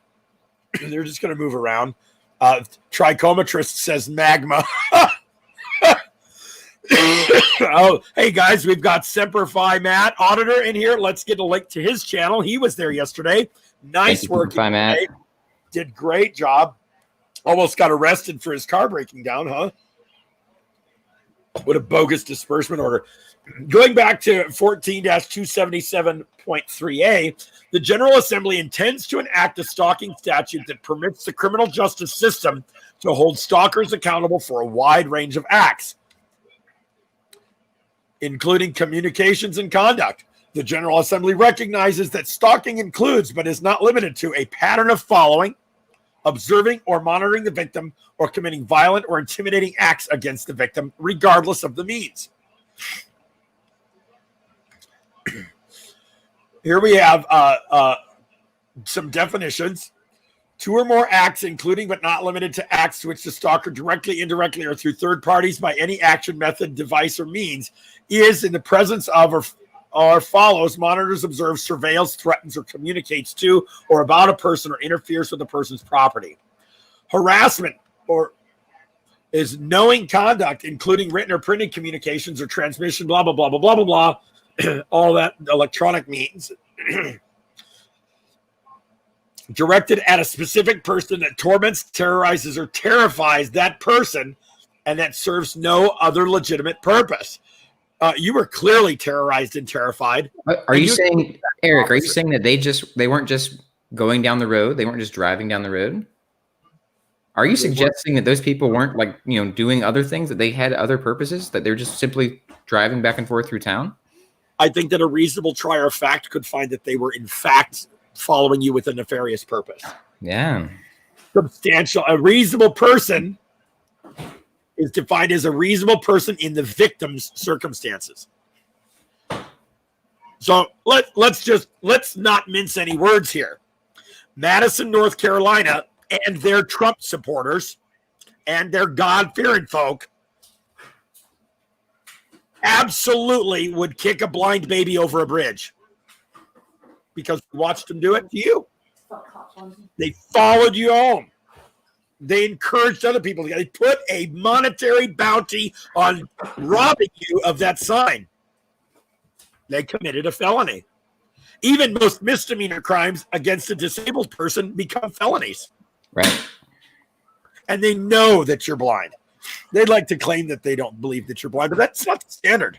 And here's the thing with that. It's actually, there's statutes in basically every state that criminalizes using a white cane if you're not blind. So if the cops actually think I'm not blind, they can arrest me simply for and cite me simply for using my white cane every day. But they don't. Really? Yeah. You just Google white cane laws and you'll pull up statutes for practically any state. What if I'm doing an exercise? I'm not sure that particular statute could hold water, but yeah, the point is that you have to be presumed to be blind if you're presenting yourself as a blind person. Yes. And one of the things that I've noticed is that so far you've declined to answer questions on things like that. Your medical conditions are protected under HIPAA. Right. You're under no obligation to disclose or prove the veracity of those claims. And that's important too, because people think that you need to just obey. If your dog is a service dog, then provide us with the papers. Right. Well, there is no agency that authorizes a service dog. Those papers don't exist, right? So there's nothing to show there. Just like a press pass. Yeah, it's just like a press pass. So no, exactly. So here's the other thing, like the attack Tuesday by Mr. Roy, the little leprechaun guy. There's that group of people that were following me, probably 4 or 5 people that were following me, and he was one of them. And then he kept getting in front of me to, and snickered whenever my cane would hit his foot, and then he'd like move up. I'd go around and he'd move up and get in front of me and snicker when trying to block my path. And then I turned the corner, and the younger people were like, I don't think we should follow him because if something happens, like we'll be blamed for it. So they stayed in the corner, and this Roy guy followed me and waited till we got about halfway down the block past the little country store because they have this old timey music. Right after we passed that, he attacked me, and Handy, lieutenant at Madison Police Department, admitted that he was following us 20 yards back. So he saw all the characters in the group. He saw me. He saw the guy probably trying to block my path, Roy. He saw, who stayed at the corner and who rounded the corner. And then even if he's claiming he didn't see the attack itself, he saw what led up to the attack. And then he probably saw Roy running away and me coming back with the ripped up sign. So he absolutely could identify, and he pulled all these people as witnesses and say, okay, we need to identify the one who attacked. But he didn't do that. And the funny thing is, with on the part of the them questioning my vision level, the young people that were witnesses, at least witnesses in part, they're in one breath were saying, oh, he can't see, and then the next thing, they were expecting me to be able to describe the attacker, or no, they're saying that I couldn't. Sorry, they say that I couldn't describe the attacker. It says, well, he's blind, he can't describe the attacker. So it's like it's convenient when it's convenient for them for me to be able to see, then they think I can see. When it would absolutely be able for me to visually identify the suspect, they say, oh, he can't see, and I can auditorily identify him. Absolutely, like that's because I heard his voice. Right. And we do voice recognition all the time. And I would think that a person with vision disability would be particularly sensitive to voice recognition. So, this should be a legitimate question for a trier of fact. Right. I think, and I've put on the screen here a picture from a news article. Madison man who reported falling into a hole was arrested and accused of making up the story. Roy Lee Reed Jr. is charged with felony obstruction of justice. Wow. And here's a photograph of Roy Lee Reed Jr., which all of our experts agree is the same guy that took your sign, or took the sign from Jeff. And you're saying that he's the one that took your sign Tuesday as well. Yeah. And DC Accuracy relayed that message Tuesday night. He said, hey, Eric Brandt wants to say hi. Hey, somebody on my channel, wants to say hi to you. And so, are you Roy Lee Jr.? And he said, yeah, that's me. So we got him confirming that's who he is, on video. I confirmed multiple people that day through that exact same tactic where I said, hey, go up to this person in the blue number 13 jersey and say, hey, Kevin, Eric Brandt says hello. And he got really uncomfortable, and ultimately then he started drinking it. He switched from his stance of following PDF. I think he thought PDF was me. And he was like dangerously following him the whole time. Yeah. And then once we got him to say, hey, Eric Brandt says hello. Hey, Kevin. And he looked at Eric Brandt, and then he's drinking his water. He's pushing around. He's like, passing it off, giggling, waving at the camera, and then he left. Gotcha, motherfucker. Gotcha. And they know it. And you talked about those younger people were like, hey, we shouldn't be doing it. They know what they're doing is wrong. Right. I don't know how you could possibly not know that what was happening there was wrong. And this ridiculous allegation that they can't identify the assailants. Oh, for fuck's sake. Yeah. For fuck's sake. They certainly can. And then we're almost done with this article, I guess. I hope. Well, no. Well. See, this woman gave us such a fantastic article to analyze. Sunday's protest by the scrolling down. Tuesday, more unrest. Here we go. Oh, this is perfect timing right here. Police officers monitored the scene. Police Chief White said that there were no assaults and one arrest. The name of the arrested man and his charge was not immediately available. What do you mean there were no assaults? I distinctly remember the rednecks telling us on Andy Flincham's live stream that you assaulted your assailant and caused numerous paper cuts. Did I miss something there?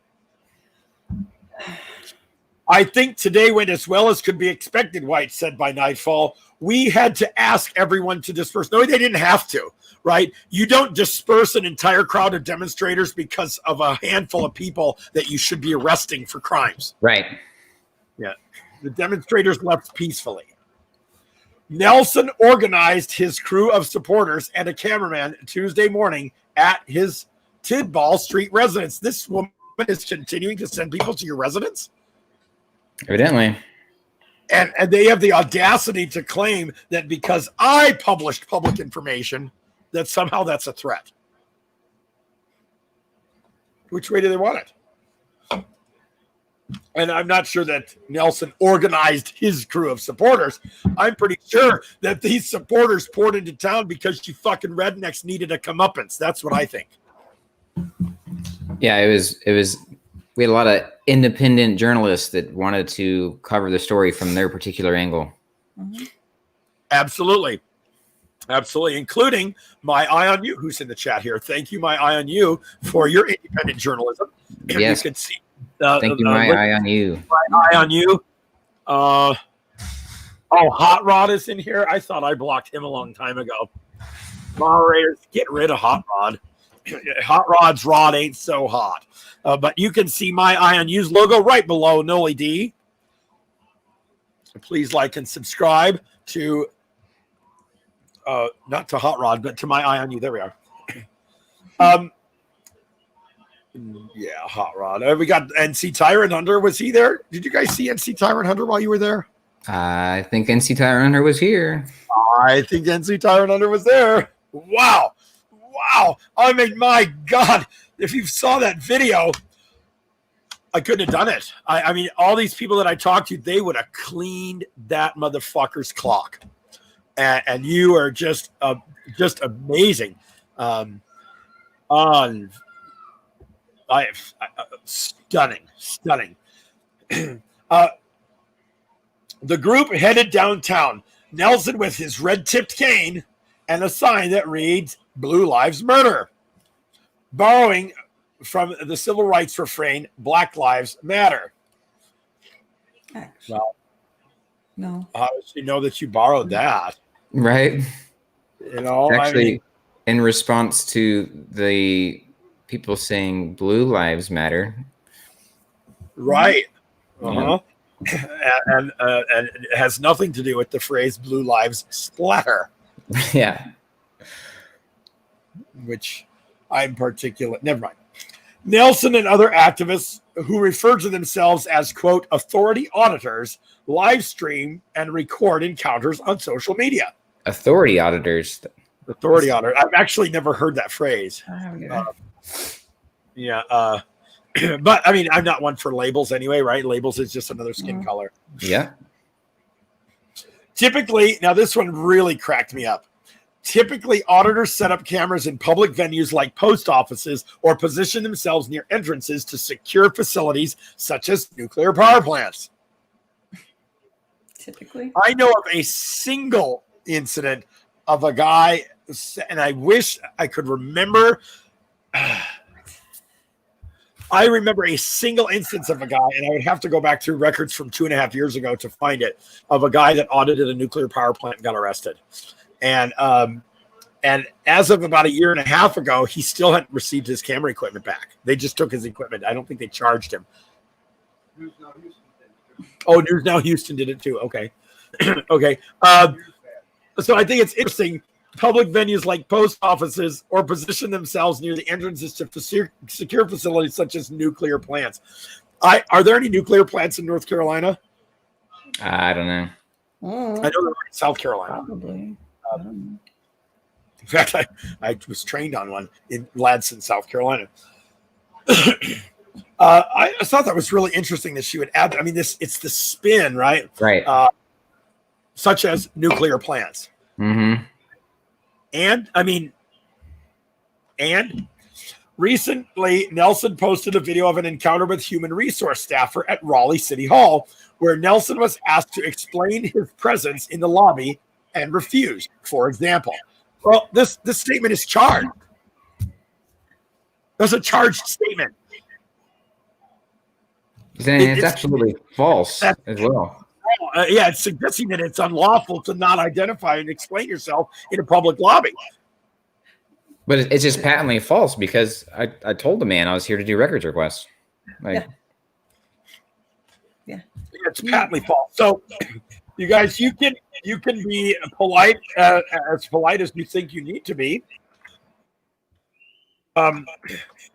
There's the contact information for Susan C. Spear. It's a liar article. Yeah. Noli D has been sitting there patiently. We love you, Noli D. You're doing great there. Noli D has found several other articles. Do you want to maybe share some of your article experience with us? And in the process of this, we're going to show you how to use the Wayback Machine. Let me find them real quick. I have put them away. Well, okay, I didn't put them away. I didn't put them away. So I put them. You did. I wasn't expecting that. While you're pulling those up, actually, let's go back to our harassment statute. Offenses. A defendant is guilty of stalking if the defendant willfully, on more than one occasion, harasses another person without legal purpose or willfully engages in a course of conduct directed at a specific person without a legal person, and the defendant knows or should know that the harassment or course of conduct would cause a reasonable person to do any of the following: fear for the person's safety or the safety of the person's immediate family or close personal associates. 2, suffer substantial emotional distress by placing that person in fear of death, bodily injury, or continued harassment. And it is a class 1A1 misdemeanor in North Carolina. A defendant who commits the offense of stalking after having been previously convicted of a stalking offense is guilty of a class F felony. And a defendant who commits an offense of stalking where there is a court order in effect prohibiting the conduct commits a class H felony. And I'm not well versed on how crimes are rated and scaled in North Carolina, but I would say that wow, class F felony if you've been previously convicted of stalking. So I think they stalking. Yeah. You know, we're touching back to Worf's phone call with Mike earlier.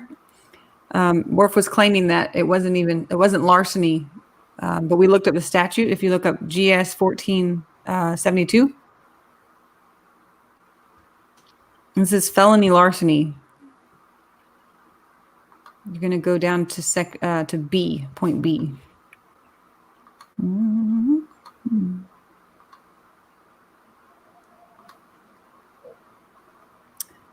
Do I have the wrong statute? Section 14-72.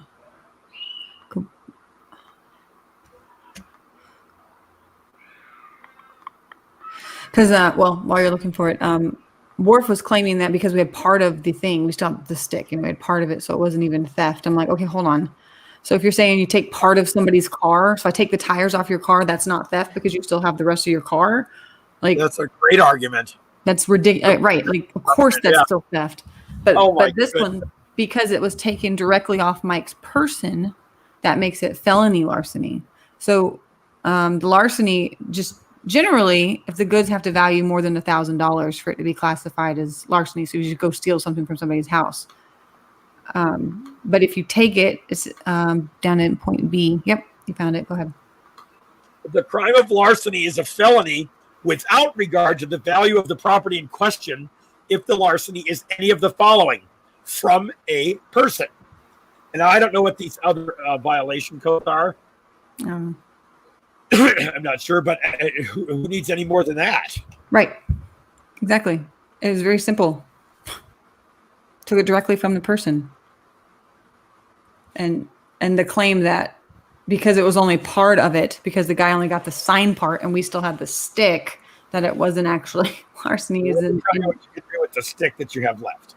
It's an asinine argument. So yeah, he absolutely stole it from us. Right. So the idea here, and in Colorado, this would be the crime of robbery. And here's the key right here. Larceny is the taking of something from somebody else, right? Mm-hmm. From the person. When you take something out of someone else's hand, it is an act of violence. It's extreme risk, and it becomes a felony. And it does not matter how much the article is worth. Right. Right. It's irrelevant. It could be a single staple. Sure. A used staple. If you take it by force, it's a felony. Mm-hmm. Did we give you enough time, Noli, to find the other articles? To bring the other articles? Outstanding. You want to talk to us a little bit about what you found? Okay, well, let's see. There's one that I found that, oh, damn it. Why did it do that? You bastard. You bastard! Yes. Why? So this one that I found, it says alleged attack on blind bet, likely YouTube stunt. A stunt. You want to throw that up? This is the from back in February. Is it the rhino? Yeah. Oh, back in February. Okay. Oh, that was ridiculous. Yeah. Yeah, and it just it blows my mind because of look at who attacked you, for God's sakes, and that was just a stunt. Yeah, can you share your screen? I'd love to see that. Oh yeah, sure. Yeah, you know the 5 hours that I was unconscious was a stunt. The hospital visit where they found bleeding in the brain, that's just a stunt. Right. Please note the sarcasm. Just to be clear. While you're throwing that up there, Bart Conley says, Eric, you're wrong. Even without force, the statute is still a felony. Yeah. So if you take something from another person, that is the very definition of force. So, right. Yes. So it's sheer force. Yes. And so that does make it the felony. Mm-hmm. Okay. OED, here we go. So this one, the first one I pulled up is one from back in February. And it says, two speakers from the floor at the Thursday, February 6th, Guilford County Board of Commissioners meeting made an allegation to the board that Guilford County security officers and other county employees, now mind you, these people are off-duty police officers.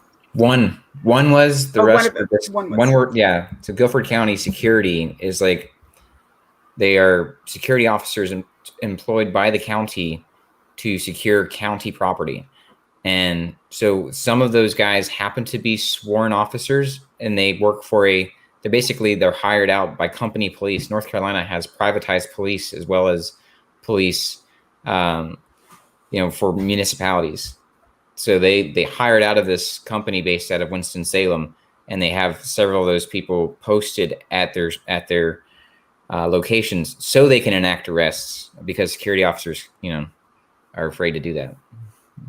Now, it says here that they were trying to, the employees were trying to protect other patrons' private health information, but I didn't see anybody up at the windows other than you the entire time that you were there.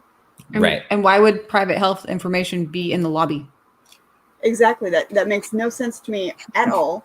Right. And did they ever release all the footage and whatnot, or did they say no, screw you? I put up what we have. Okay, so then they didn't give you anything from over at the magistrate's office or anything, huh? Right. So they wouldn't give magistrate's office stuff. They wouldn't give stuff from the jail or outside the jail, where they just dumped me on the ground, unresponsive. And that's how the EMTs found us. So I'm assuming they just dumped me on the ground. We don't know, because we don't have video of it. You remember it? The only video she got was security of inside the health department and outside, in the courtyard. I think maybe some in the walkways of the courthouse. Yeah, just in that entryway. And that video footage was in slow motion and missing like 10 minutes of footage that was like cut out different places. So I don't know what was cut, but it's not there. Yeah. So no body cams. They didn't release. Yeah. And none of that. That's complete bullshit. Hmm. But they go in. They're talking about how many subscribers you have and just weird. The way that they go on about this crap. I mean, in all of these, even the ones from this week, they're asinine. They're beyond totally asinine. biased. It's crap journalism. This one is. Well, it's one thing to have a bias. It's another thing to flat out fucking lie. Yeah. You know what I mean? To lie. Yeah. To flat out lie. To just flat out lie. I mean, that's horseshit. That's not a bias. That's just being a liar face fat mouth. Yeah. Mm-hmm. True. And it's extremely, extremely frustrating. Oh my god, the video sounded like Johnny Knoxville from Jackass. What? Yeah. Okay. said So that? one county official who did not want his name used said that the charges were completely baseless and said the veteran didn't even want to give his name. He thinks he's the whistleblower and is mad that his name is known. The county official said he runs a YouTube channel and gets paid for clicks. He tries to get arrested and dramatizes his arrests. The video sounds like Johnny Knoxville from Jackass. Jackass is a YouTube channel. Yeah. And so, and this is by Scott Yost. Yeah, I met him briefly. He's a fucking idiot.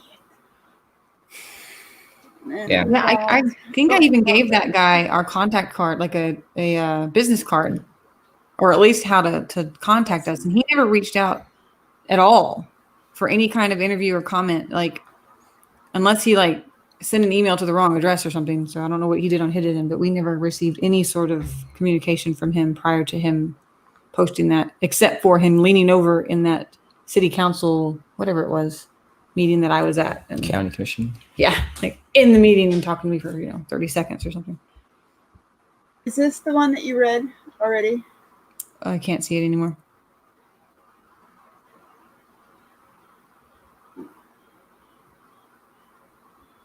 Just a second. Oh, son of a bitch! I just closed it.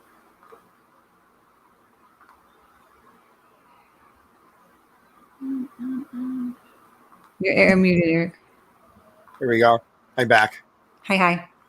I had to duck out to the necessarium.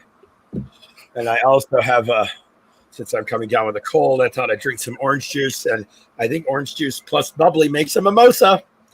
Hey. 5 o'clock somewhere. It's 5 o'clock. Somewhere.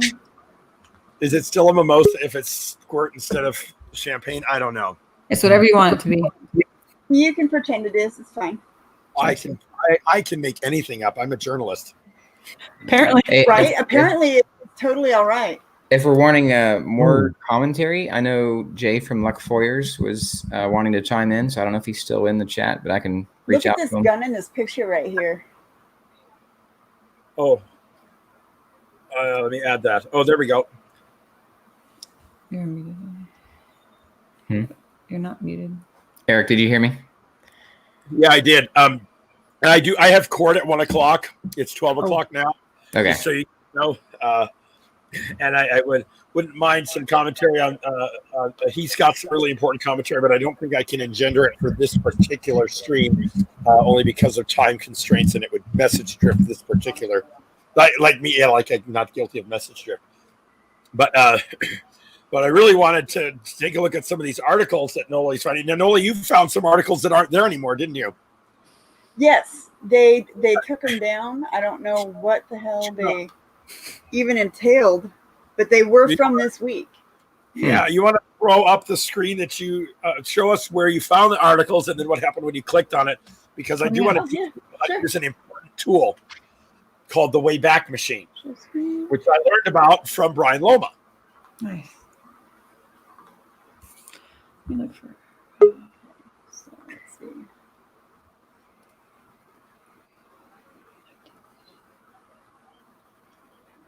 The updated. While she's pulling that up, I'd like to say something. Can y'all hear me? Yeah. We can hear you, Jeff. Hey, how you doing, Blind Justice, Mrs. Justice, Noli D? Great to see you guys.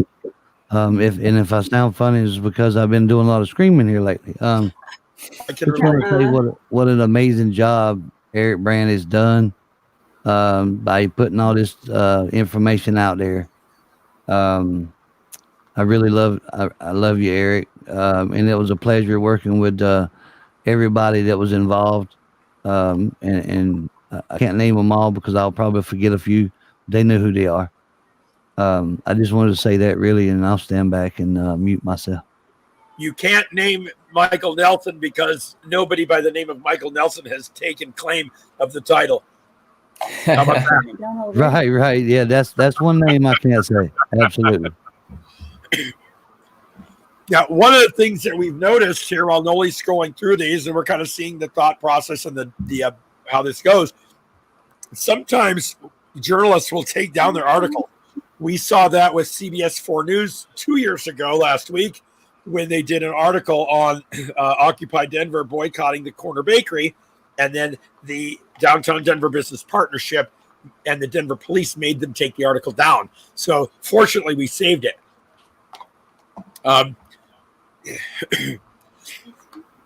The quote, probably the biggest news source that was out there Tuesday was a guy from, I think it's News 2 WFMY. I think they're based out of Greensboro, and I don't know if there's anything that they've published yet. News 2 FM2. It's News 2 WFMY. Yeah, I'm not even finding the one that showed up as, missing or they took it down or whatever. They may be getting pressure from whatever to not give you any attention. Well, we get that actually, and I'm not seeing anything. I see an article about blind horses. Yeah, if it's a super right wing station, they may not want to show their base terrorizing a blind man. They may not. They may, yeah, exactly. Which is, of course, what they do. You covered the rhino article, right? While I was running to the loo. Yeah. Yeah. Okay. So let me show you guys how. What's an article there, Noli, that you thought was a good one that we might want to show people how to preserve? Oh, hell, any of them. They're all really good. I really like that one from back in February, to be honest with you. Let me go to that one here.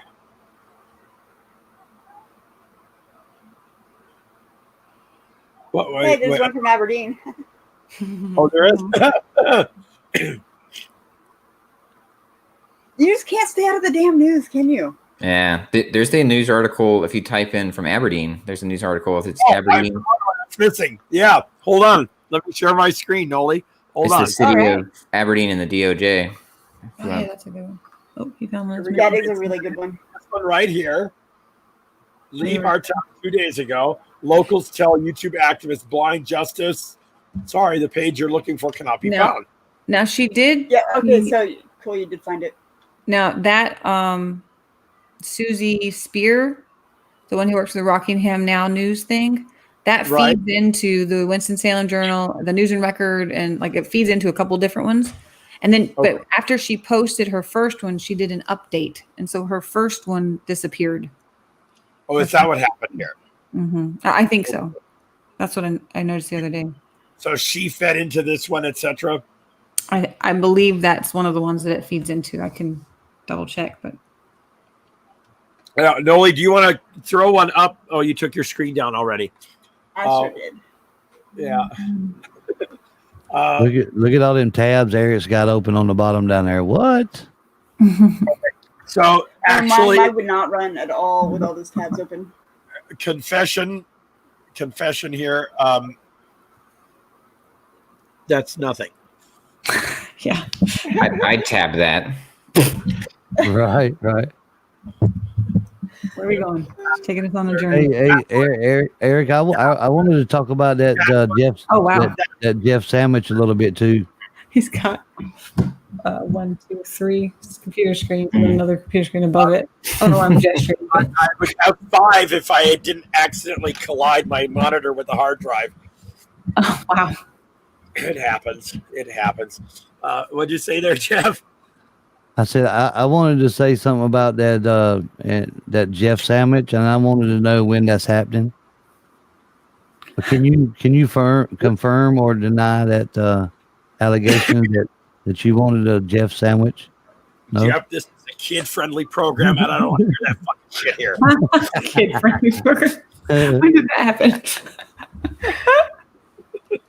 I just thought I'd throw a little humor in here, man. That's what I do. You know what I mean?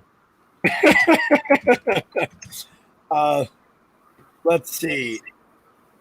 Let's try and find an article here. There's that same article. I did want to see. So we have these articles that disappear, and they're important. And that is one of the things I wanted to say here about this. So I think that even though it looks like it's going to be the same article, I know that one's not. There's a Noli. How's the changes in Aberdeen as far as ADA compliance go? Because there's another article you can pull up from the DOJ taking the city of Aberdeen to task over the ADA complaints we put in a couple of years ago. Dude, I don't understand how come they haven't been fined yet. Yeah, really? They're still not fixing stuff. They don't give a shit.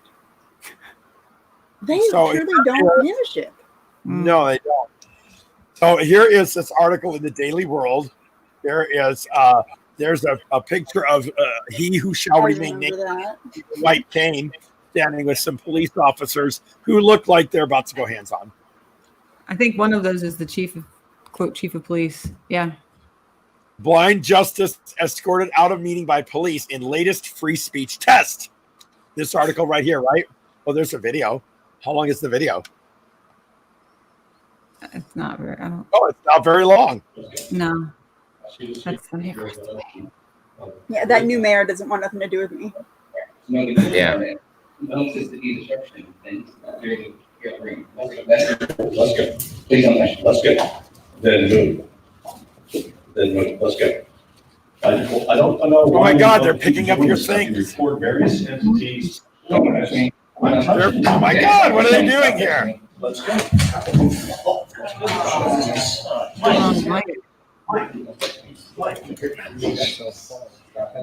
can't believe you're pushing it this far. He's like trying to wrestle your camera out of your hand. I don't know how that's relevant to you leaving. Yes, I would like to put it on. Is this a body cam footage? No. We're in the room. Yeah, we don't want anybody to see us lynch a blind man. Well, that's actually protocol is for Robert's Rules of Order. If you deem something out of order, you A disturbance. a disturbance, you clear the room. You don't try to remove the disturbance. You just clear the chambers. Yeah, everybody leaves. It's like literally in their books. Yeah, and there wasn't he wasn't a disturbance. But. So here's an article that we might not want to lose. So I want to teach you guys about an important tool because we learned from Madison is that these people, these perpetrators, will take down their incriminating evidence, and news articles are certainly no different. So if you go and type in Google, and I like to just kind of show my process here because it's easy for me to remember it. And if you don't remember the exact thing, then it can get you there. So I'll go to Google here, and I'm going to type in Wayback Machine. It's easy to remember, Wayback Machine. I would like all the people in the chat to type the words Wayback Machine in the chat to help us all remember the exercise. Wouldn't that be great if there were 408 statements of Wayback Machine? I would die hysterically laughing. Which means, douchebags, I would die, which is what you want. So you too need to participate. We see here archive.org is the Internet Archive, the Wayback Machine. We're going to click on that. Come on, Mrs. Justice is the only one. All right, there we go. There we go. Come on, Wayback Machine, Wayback Machine. Got to get it going. Until there are 408 Wayback Machines. I got it, man. So the Wayback Machine has this URL bar right up here at the top. Yeah. And what I'm going to do is I'm going to take this article link from this Daily World article that I want to archive, and I'm going to come back here and I'm going to paste it in here, and I'm going to say browse history, and it's going to come back either it has versions of this page saved or it doesn't. Let's see what it says.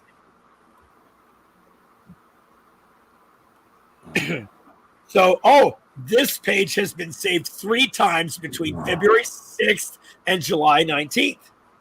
And so it shows us here on a timeline where it has these articles saved. So you can go back and look at previously saved versions. Oh, wow. Or you can save your own version. Yeah. So here's a map. We've got February 6th.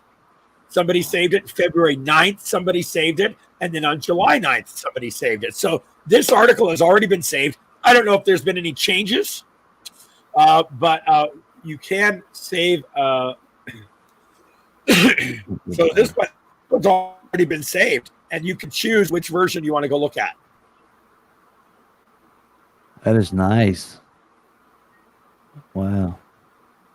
So it'll pull up this archive, I believe. Here. This is actually the first time that I've ever found one that was already saved.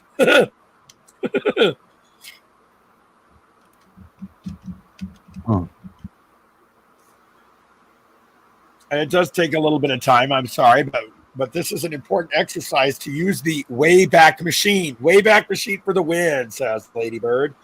That's right. Oh, wow. That's funny. So, guys, I wonder if YouTube will now report that Wayback Machine is trending. At this speed, it's not trending. Oh, my goodness. What am I about to just die of boredom here? Come on. Would that be because you got 45 tabs open, maybe? I don't know. 2, 3, 4, 5, 6, 7, 8, 9. That one's 3 of them because there's 3 windows open. It might have something to do with that. Right. Okay, what a terrible demonstration. This happens all the time on live, doesn't it? But well, maybe Jeff can entertain the audience with his rendition of a special song that he sang. Last year. Oh, wow. Right. Oh, there we go. Jeff, you were saved. Me. You were saved. It came up. Here it is. There you go. And you can compare versions, but it's really important because I am just a man. I'm not a machine. And so what I found out with this Madison, North Carolina work is that that it was a team effort. Noli D was sending me stuff. Luck Flyers was sending me stuff. I'm going to miss a lot of names, but I'm going to tell you that I have oodles and oodles of emails and information. People that I will not even name have gone in to get some public records for me. And it's not for me. It's for the cause, right? This isn't about me. This is about us. This is a story about us. We are us. Okay, so this is a tool. This Wayback Machine is a tool. When you see an article about an activist, it's really super important that you take it and put it in the Wayback Machine. Oh, hey, did you happen to see that that Red Fawn is out and she is in what do you call it? Halfway House? Yeah, maybe we can find an article about Red Fawn and archive that one. It's like they're keeping it a huge secret or something that she's been released from prison. It's weird. So Red Fawn's cousin was just shot by the Denver police. It's the second cousin of hers that's been killed by the Denver police in 4 years. So here is Red Fawn phallus to be released after 57 months. Here's an article in Indian Country Today. There's Red Fawn. She's an American hero. She's a native. Yes, she is a humanity hero. So let's go ahead and see if this article is in the Wayback Machine. So we go to the Wayback Machine, and here we throw in. Yes, of course this has been in there. And you know what? It wouldn't surprise me at all if Brian Loma did it. They've already archived this several times. Let's find one that might not have been archived.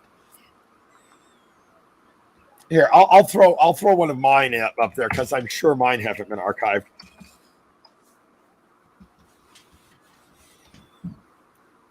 I'm still up here, guys. He's just got me covered up by this thing over here. Oh, not showing. Oh, how about that? Hey, there you go. Here's one, for example: sidewalk chalker and sex criminal cop who busted him get the same sentence. This is the cop that got 90 days for raping a woman in the back of his patrol car, and I got, of course, 90 days for chalking a sidewalk. So here's the article, and you can see here that they've got lots of articles about Eric Brandt, but let's see if this article is in the Wayback Machine.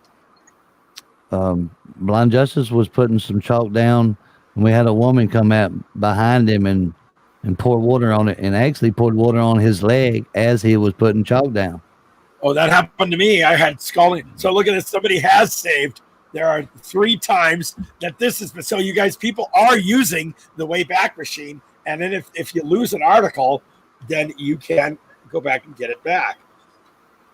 Golly. That's interesting. Here's where this cop threatened to break all my fingers. And I actually won against him. So I ended up getting a lawsuit settlement out of that ordeal. Let's see if that's in the Wayback Machine. This is actually kind of great that the Wayback Machine is in fact being used. Oh my goodness. There's 22 versions of this one. You guys, I'm not finding an article that's not been saved.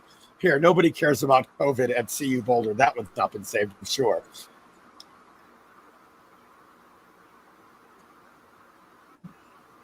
Wrong. It's been saved too. So you guys, the Wayback Machine is a really good place to save these.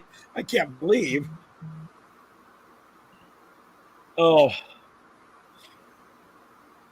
Wow. I can't believe all these articles are like already saved. Like seriously, I never see this, and it is every one of them that we've done today. Let's see if this guy is. For the purpose of our exercise, we're not too terribly concerned about the article itself. Yes, that was for fuck's sake. Hey, Eric, try Aberdeen, Washington, and the DOJ. Try that article. So let me get this while you're looking for it. Anybody can put anything, article in the Wayback Machine. Is that correct? That's correct. That's Wow. 100% correct. And it saves it like forever? Or, I mean, it don't ever go away? It's not run by any government that I'm aware of, and so I mean, Okay. it doesn't go for as long as their site is still there. Here's an Wow. article that's DOJ and City of Aberdeen, Washington resolve complaints and investigation regarding Americans with Disabilities Act. Let's see if that's in the Wayback Machine.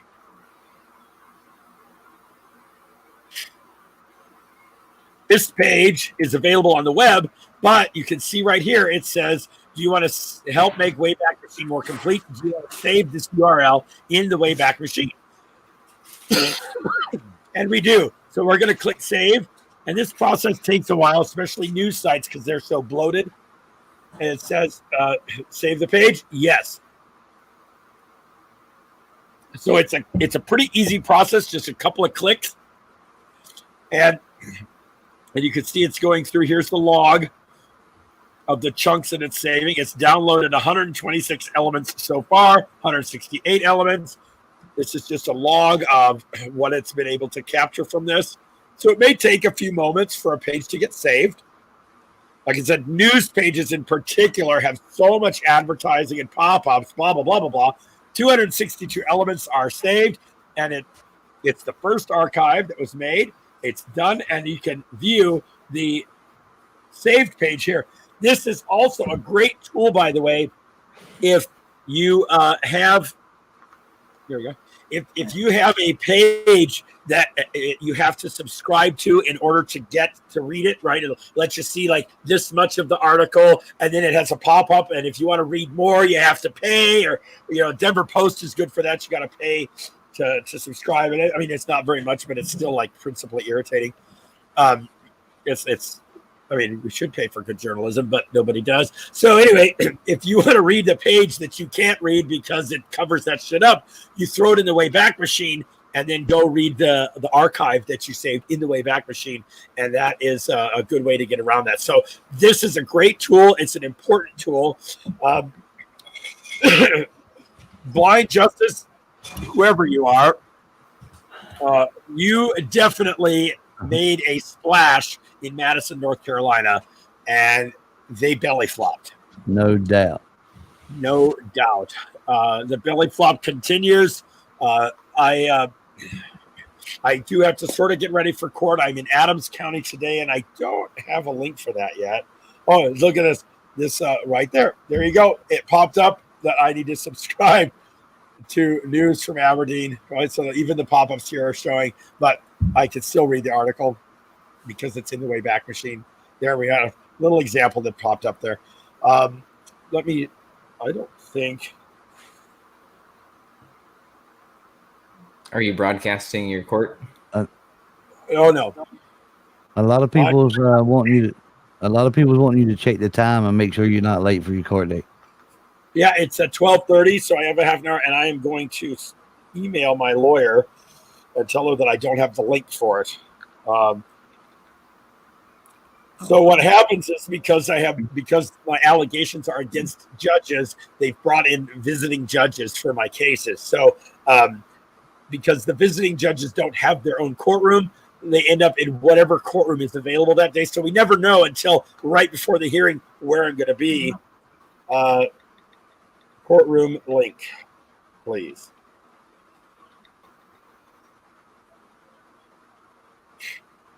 This could be an interesting hearing. I don't know how long it's going to take, but I do know that it could have some interesting law come out. So we won't be making it; it's just would be presented. I wanted to sort of end the show today with a letter, some communication that was sent to me by family members. Oh, look at Noli; she's excited. Honey, you need to curb your enthusiasm. You're on live television. And I can't help it. I'm so excited. Right. I'm excited. So- I got to see Noli D today. That's my highlight. She's always got her little avatar. It's such a pleasure to see your face, darling. Absolutely. I got some communication from some of Andy's family members, and I'm not going to share. Look, she ran away. Where'd she go? Oh. Yes. This guy, well, let me just say that I was inspired by this communication. I think there may be some hope out here. and so I'm going to read parts of what was sent to me, and then I'm going to read my response. And what I'm not going to do is identify the family member that communicated with me. I don't want to do that. I want to engender some good communication. But here are some of the highlights. Hi, I'm asking you to kindly stop harassing Andy Flincham. I'm not harassing Andy Flincham, but I'll get to that. He truly believes bad cops should pay for their actions. However, with the recent events and threats made, I think it's time that we settle down on him. I'm nothing special, and I have no dog in this fight. Actually, he does have a dog in this fight. So factually, that's an incorrect statement. There are several reasons why he does, other than just being family. Those are dogs in the fight, but that's neither here nor there on that. It says a difference of opinions should be no reason to warrant such violence.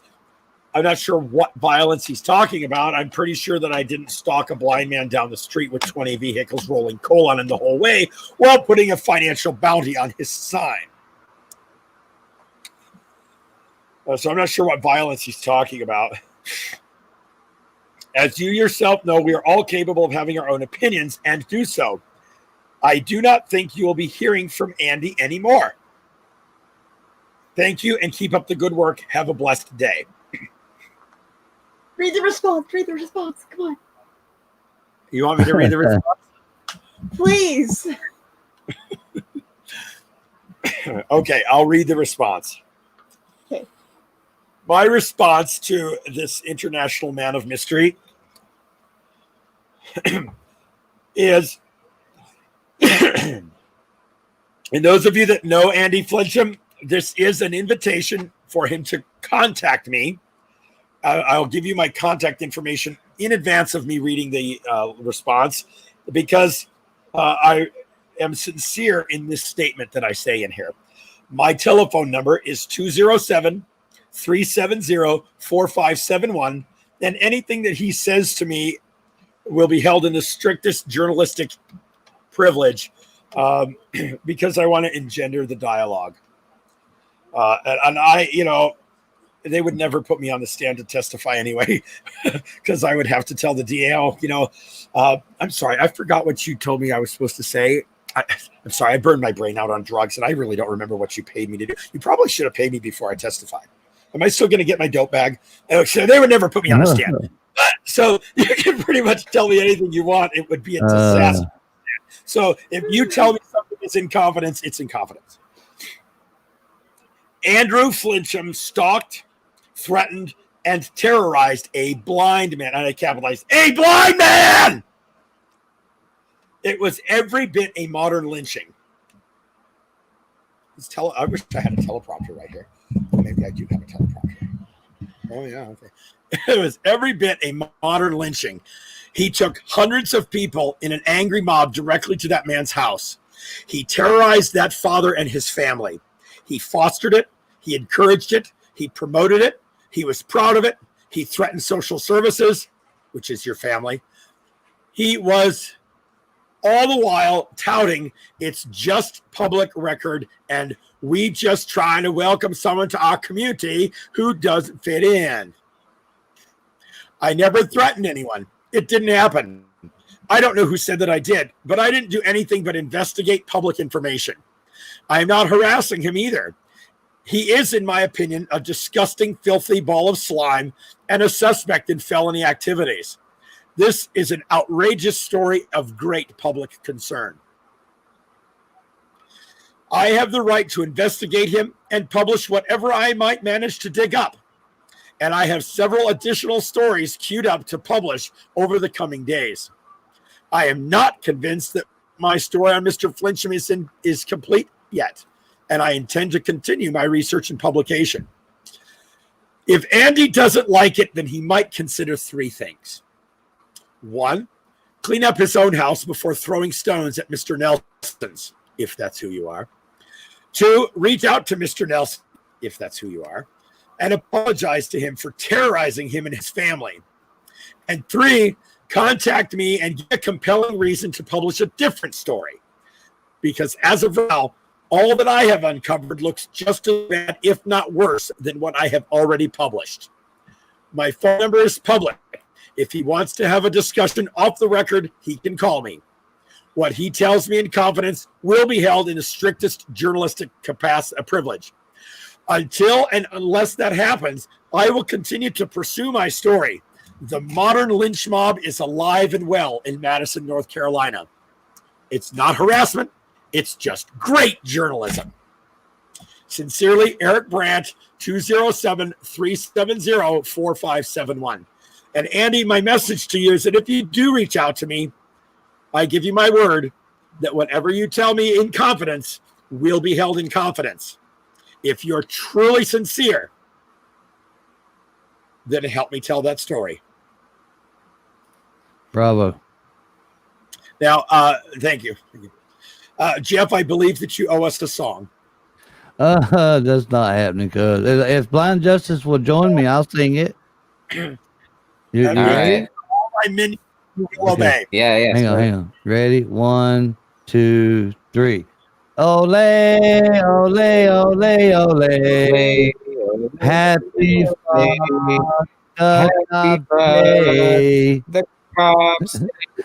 There you go. Shit is fucked up and stuff. Shit is fucked up and stuff.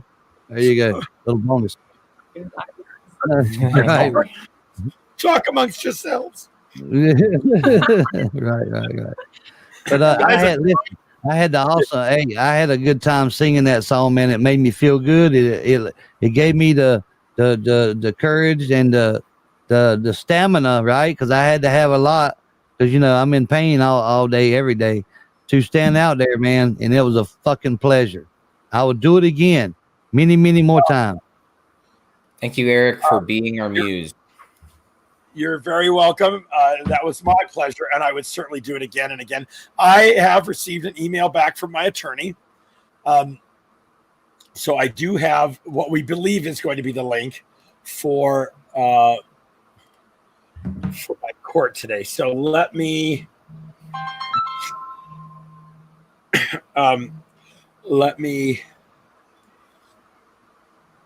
while I'm opening this. Really? How come I can't open it in here? I might have to copy and paste from here. And also, by the way, for those of you that do call my number, that is a Google Voice number. I use that to screen calls. So the right procedure would be to text me first to that number or leave me a voice message and I can get back to you. That's how I manage that. So this is a WebEx link. For some reason, that email won't open.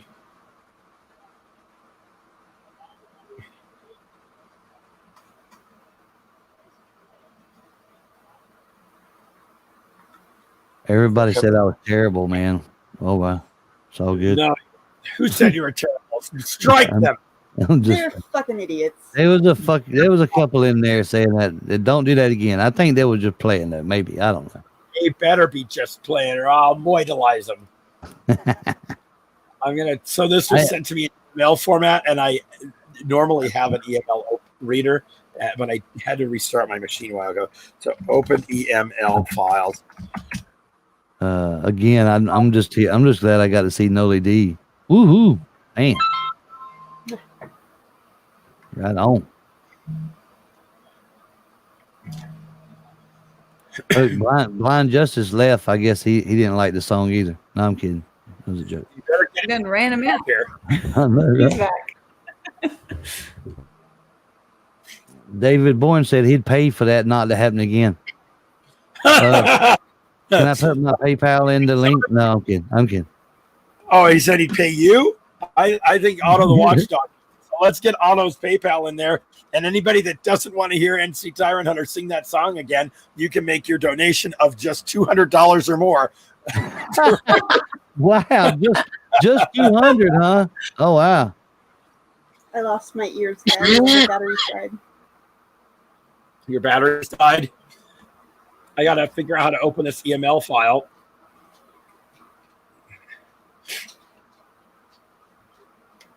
Oh, for heaven's sakes. I used to have a tool to open it. Maybe I can maybe there's an online one. Yeah, here we go.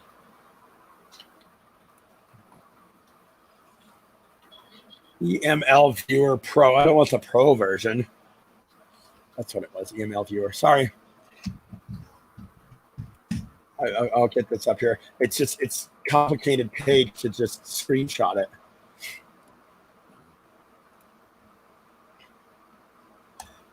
So Microsoft uses its own special program for emails, and you.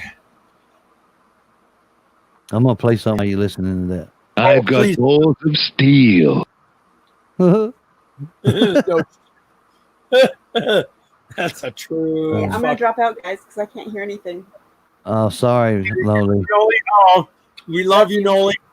Love you too. Thanks, babe. Ah, shit. Yeah. Bye, Noli. Love you. She can't hear. Hey, man, I was gonna turn my camera on and I hit the wrong freaking button. So, well, she couldn't hear us, so I was gonna blow her some kisses, but I missed out. Don't tell the wife. What? Off to there, Eric. Appreciate it. Thanks for everything you're doing.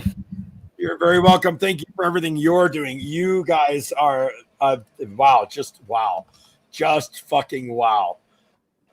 I'm ready. Okay. I'm ready to go back. I'm ready to go back already, man. I was ready this morning. going through some of the videos, you know, trying to get them archived or whatever, and there's a lot. I got a ton of work to do. I know Miss Justice has got.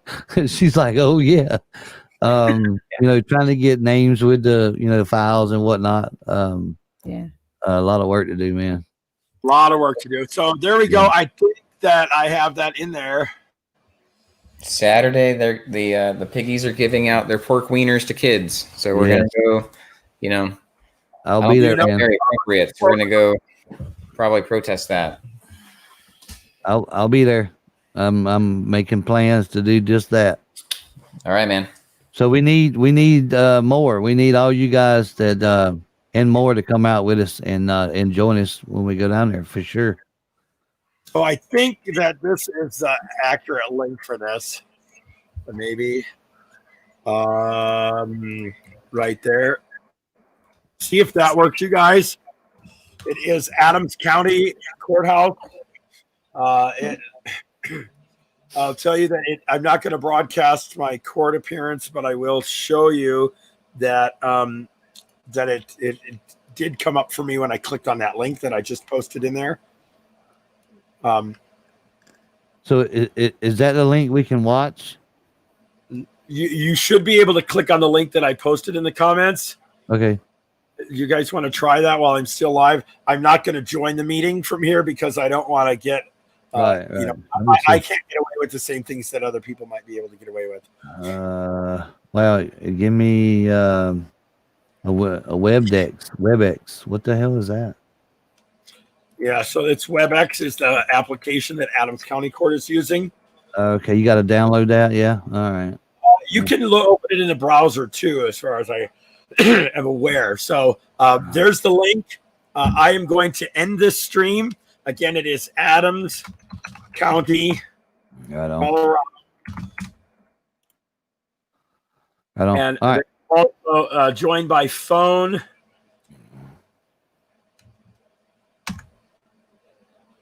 Here is a joined by phone information. Right on. I've got to go to the restroom and get ready for court, so I'm going to have to end this stream. But I want to thank everybody again for being there today. Have a great day. Thank you, Eric. I really appreciate you, man. I really do. And Yeah. I'm still waiting on that. I'm still waiting on that Jeff sandwich. We'll talk about that later. We're talking about that Jeff sandwich in a little private. Right. All right, here we go. I'm out. Fuck this shit, I'm out. Fuck this shit, I'm out. No thanks. Don't mind me. I'ma just grab my stuff. Oh, he left. All right, good shit. Thank you, Citizen Slave. Thank you, Lady Bird. North Chester County News. Bruce from down there. I saw you pop in there, Bruce. I try to limit the. I can only handle so much distraction. I'm sorry I couldn't bring you into the panel today, but we'll try maybe another time. Noli was looking fantastic. Absolutely. What's up, Desert Goat? I saw you in there as well. Legalize Freedom, Semper Matt Auditor. Subscribe to Semper Matt Auditor. Saw all kinds of you guys in here today. Thank you very much. And remember, we still need to know the identity of Quiver-Lip. Go to Luck Fires Institute to get a better picture of Quiver-Lip. Weed the people. Thank you, Cherie. Bayou Bandit, unknown. Requesting a meeting number. Here's the number. Sorry. Here's the meeting number. Oh, wow. That comment came out kind of big. There you go. There's the meeting number.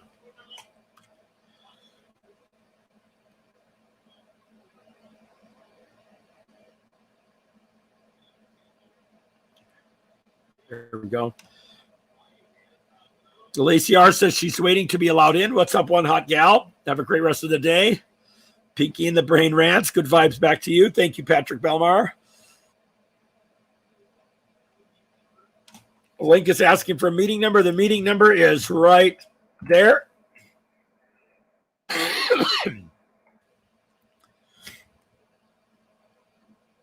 So I will mute my.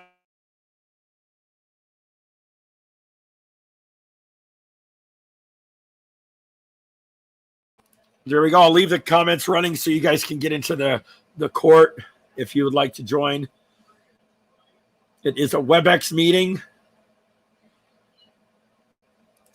Again, the meeting is that.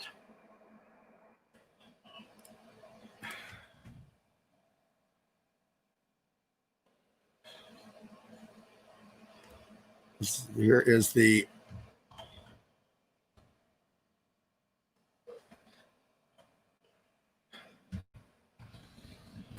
that didn't work right.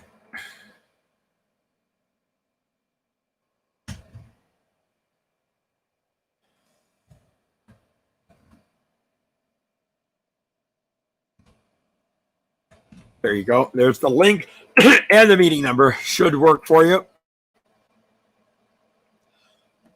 See you guys in there maybe.